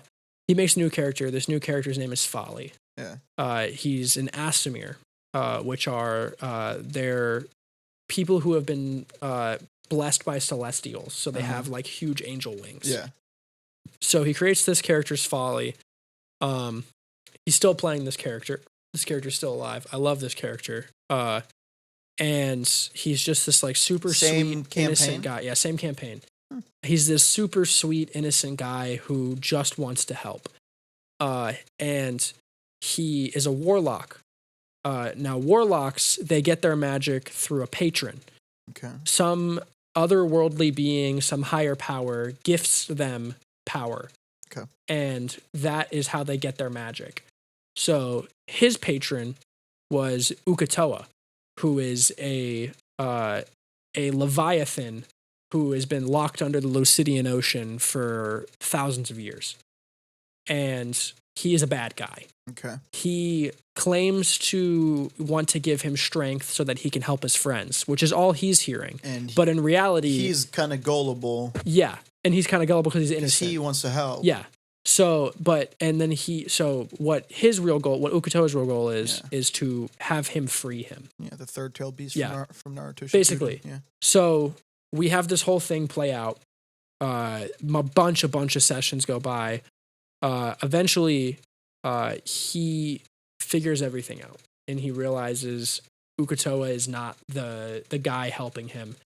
So he breaks his pact with him. He already knows that. Like, Hunter knows. Hunter knows, but it does not matter because Hunter is so good at role playing that he sticks to his character no matter what. So that is super he breaks his pact, and I tell him as me, like not even as like anything else. I say, dude, if you break your pact, like I have to punish you. Yeah. Because that's how it is. You're taking a power that has latched itself into you for so long and given you so much strength, and you're ripping it out of your body. And he goes, I know. I break my pact. So he shatters the weapon that was like his pact weapon. Right. But that's like Hexblade, but he wasn't playing Hexblade. He was playing some other warlock, the Warlock of the Depths or some shit like that. But we gave him, it was like a wand or something. Yeah. I forget. fucking breaks it. And I say, okay, your eyes get carved out of your body. Sucks. Your chest begins to get scarred as you feel your wings ripped off. So I took away his sight and his eye and his wings for breaking his pact. And he's in the back of a cart currently. All the other party members, their characters don't know this is happening. He's in like a dream realm doing this, talking to his patron in his head. Yeah. And this is how this is happening. So the other players, as their characters see him just like praying almost. Yeah. And then all of a sudden his eyes are gone and his wings are gone and he's covered in blood. Wow. And he falls to the cart. Scare the shit out of me. Yeah, and they heal him but his eyes won't heal. His wings won't. He doesn't have any wings. His wings, so I made it gross because I love doing like grotesque shit. I like gross. Where I had like the actual like bones of the wings grow back, but not the feathers, so he can't fly anymore. And he's just really good at doing that thing where you put both your hands on two desks and you swing your legs back and forth. Yeah, exactly. So that's roll a d20 on that. I do that, and he roleplayed it so he's like hyperventilating. He's like sobbing while still in character. He's sobbing and hyperventilating and making everybody else like antsy and nervous and like scared. They don't know what just happened. Yeah. And he's so good at drawing the other party members into roleplay. It's amazing. So like he's one of the guys I'm doing the D&D podcast with because you have to. I have to. Yeah. He's totally the best role player I know. Totally, yeah. Like I think I'm pretty good at like the improv and the role playing and all that shit.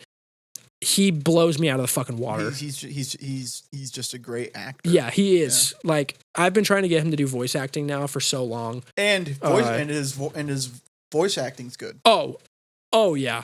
Dude, he could do he has so much Does range he go to with emotions. To the Kava bar? He goes every now and then, yeah. I've known him since like my sophomore year of high school. I've been friends with him. So he's like one of my high school friends. It'd be cool to meet him. Yeah. I'll introduce you to him.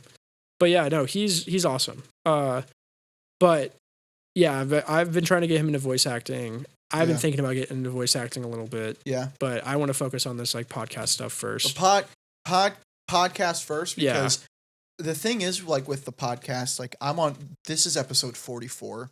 Yo, double digits. You love to see it. Like once you get it rolling, like there's obviously things I'm going to improve. Like I need to not make it look like we're recording in like solitary confinement. Yeah. Because right now you see my house, my studio apartment. We are in solitary confinement. I had the guard check studio. Well, yeah.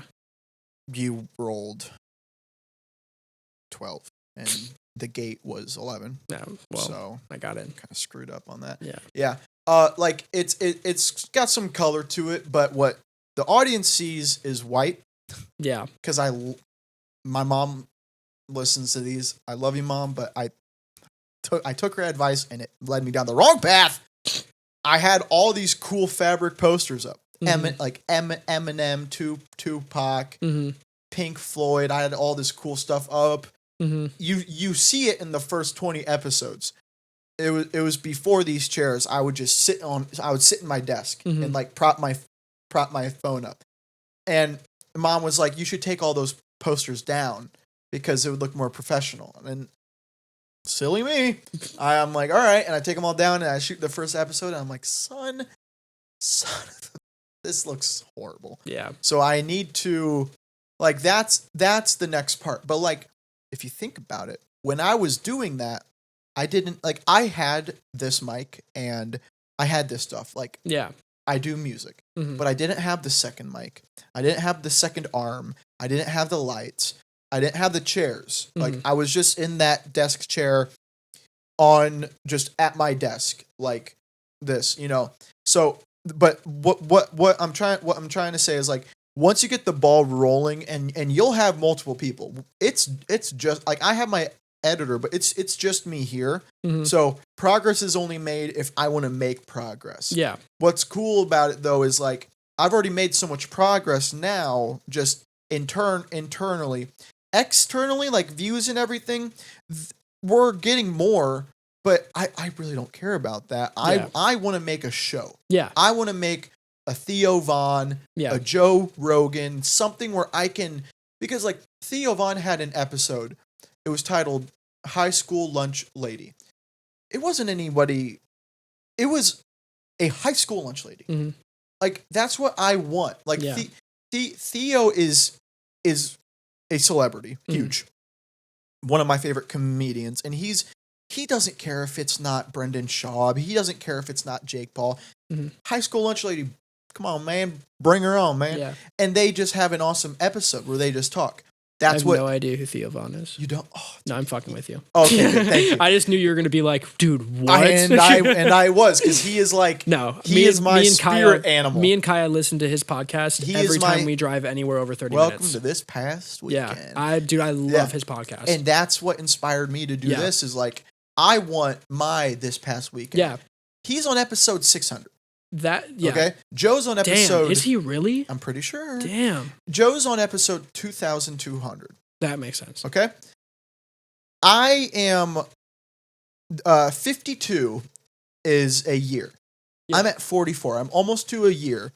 And I've made progress. Mm-hmm. But like just because it's like I feel like in other aspects of my life a year would not warrant like continuing something. Yeah. I don't care with this. Yeah. I will take as long as it takes to really make a show. I feel like I have the speaking. I've got I rolled a D buff on that one with the stutter, but like I think you've been doing, honestly, I've like genuinely, like I've watched some of your podcasts. Yeah. And you really don't stutter that much. I know. Like people say that, man. Yeah. Like really, I think what it is, well, first you're broken. Yeah. No. Well, first your mother drank when you were trimester. Like, and I mean a lot. So I mean a lot. There was no trash bag. Yeah, she wasn't hitting a bottle. She was boxing that bitch. No. But my mom did tell me recently, we were on the phone and she was like, I'm not saying like I'm a drunk, but like I have recently started to enjoy alcohol again. I'm like, you're gonna break another one. Yeah. you're gonna break another one. No, like genuinely, I think what it is when you are like talking. Yeah. I think and I see this a lot, like even at the bar when I'm talking to you. When you are talking about something that you're passionate about, you do not stutter. You never stutter. Interesting. When it's just normal conversation, like like AB conversation, Pokemon, or something like that. That's when you stutter. But when you're passionate, like every time we've ever talked about like DJing or like music or anything, I think you maybe stutter like once. That's awesome. Yeah, I appreciate that, man. I think it's that thing where it's like I know it when it happens. Yeah. Well, first of all, duh. But it's like I just when I'm in a stutter, I can't get out. Yeah. Like it's there's no backup. I have to let it either happen naturally or I have to stop talking. Yeah. So or beatbox. Exactly. Which you do often too. Yeah. Like it's because I have to break it up, right? Yeah. And so when it happens, I obviously think about it, and then since I already thought about it, I'm thinking about it. So I think it happens more than and other people have said that I haven't really noticed your stutter. It's like, no, you have just it's just you're getting to know me, and you're understanding that I have type 2 Tourette's. So like with your narcolepsy, it's not the one where like like you have a variant where there is somewhat.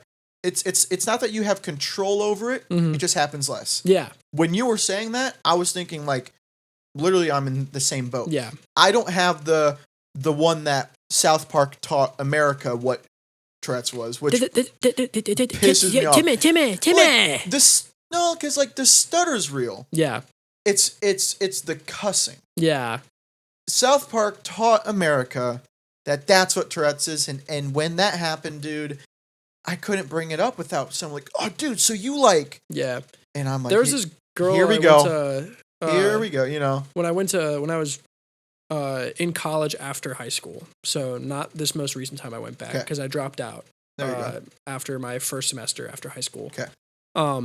Because I said, I don't want to be in fucking college right now. I have no idea what I want to do with my life. So fair. Let me not spend money on college. Yeah. So I was in my film class because I originally was going for film. Mm-hmm. Hated that I was going for film. I couldn't think of anything better to go for at the time. And that's why I dropped out, because I was like, I obviously shouldn't just go to school just to go to school. I need to go to school for something I actually want to do. So, this girl in my class, let's call her Grace because I forget her name. Grace. Yeah, so Grace is she sits in front of me, and I was really good at editing. Like I all of our editing assignments for that film class I got done day of. Okay. Like I just the shortcuts, I knew all of it from high school, from doing, because I was in film club in high school. Okay. So I just knew how to edit really good. So I'm editing. I also would like just like walk around and kind of like help people out if they needed it, because I'd be done and I would just sit there. So I always helped Grace out a lot because she didn't like understand the editing shit. Yeah. Like she'd always get fucked up on something. Yeah. Like the audio would get misaligned. Like she would have like her like slate block be too long, or like, you know, some shit like that. Yeah. So she had Tourette's. Okay. Not once did I even realize she had it until she told me she had it. And then I was like, oh, okay, so that's what that is. But all it was she would whistle and click. Mm-hmm. So, like middle of class, so would you just hear like a... Mm-hmm. Yeah. And then like a... Yeah. That's it. Yeah. And honestly, I do that. Yeah. Homie, like I walk around my house all the time. Like someone called me out on it today at the bar because sometimes I'll just sit there. Tourette's or something? No, sometimes I'll sit there and like when I stretch, I just go like, and I like blow out, and sometimes it whistles because I don't really know how to whistle. Yeah. So like I just like blow out when I stretch. Sure. So I'll just be like, yeah. And then sometimes I just go, yeah. And I just do that because my brain's like, you should whistle right now. And that's it. She had. Okay. Yeah, but she was like, "No, I have Tourette's." Like, sorry, like, because I was sitting next to her, and she was like, "You're like, what the?" And I was like, I just kept looking at her like, "Why are we doing this right now?" And then she's like, "Sorry, I have Tourette's." Hey, stupid. Yeah, I was like, "Hey." You want me to help with your homework or not? Yeah. I was like, I'm sorry. Are you broken? Yeah. Yeah. No, do you need duct tape? Right. Like that is my neck twitches and my face twitches is like that. It just happens. Everyone twitches, but like mine is like, I'm always yeah, dude. I'm always twitching, you know? Word. Yeah. That's why I open carry. I love open carry. Yeah. Dude, I think it's so funny because it started with Baby No Money. Mm-hmm. It went to Adam Sandler. Yep. It went to Kava. Mm-hmm. It went to D&D. Yep. Went to Tourette's. Mm-hmm. That's the Something Cafe podcast. Yeah, man. Dude, thank you so much for joining me, bro. I really appreciate this. Of course. I'm sure Evan's going to cut down a little bit, but this will definitely be the longest episode. I don't care. I had a blast. That's what's up. That's the whole point of the Something Cafe podcast, ladies and gentlemen. Yes, it is. The Something Cafe, the cafe that you stop by for something or anything. And I really appreciate you guys stopping by. Links to everything in the description of the episode. We're on Amazon Music, we're on iHeartRadio podcast, we're on iTunes podcast, we're on Spotify, we're on YouTube. You can get the video on Spotify and YouTube. We have merch like this mug. If you want to read what it says on the back there. If chips and salsa were a person, I would not be single. And when you get the mug, it's actually, it sounds just like that when you drink coffee out of it. And a lot of really cool things there, guys. Thank you so much for tuning in to episode 44. Is there anything you would like to say? Hey, guys. Thanks for watching and listening. I'm Ethan. I am soon starting a podcast for Dungeons and Dragons. I'm also going to be doing content creation on that channel. It'll be called Guys to Goblins, like Boys to Men, but Guys to Goblins. I'll be doing D&D help videos, teaching people how to play, teaching people how to build worlds. We're going to make some sketch comedy on there as well. Yeah. That's awesome. When that'll probably be like in another month or two. The table has to be finished. Yeah, the table has to be finished first. Seems like the table's holding up everything. That's kind of what it is we haven't done anything because there's no damn table. The table, well, what Dawson has said, which is so true, is once the table's there, it's real. Oh, yeah. Once the table's there, it's like, fuck, we spent $3,000 on that. Yeah. We have to actually do this shit now. That's a very fair... Yeah. That's a very fair So in way the to meantime, look at it. I've been like script writing for sketches and like doing dumb shit like that and just getting ready so that once that table gets there, we get an episode out first week. Right. That is awesome. Well, guys, you have that to look forward to. If you are currently on strike, stop. Yeah. Because Ethan, I need a table. Ethan needs his damn table Please. right now. So yeah, guys, I want to thank you for joining us, and I will see you, and you will see me next week at the Something Cafe. Thank you.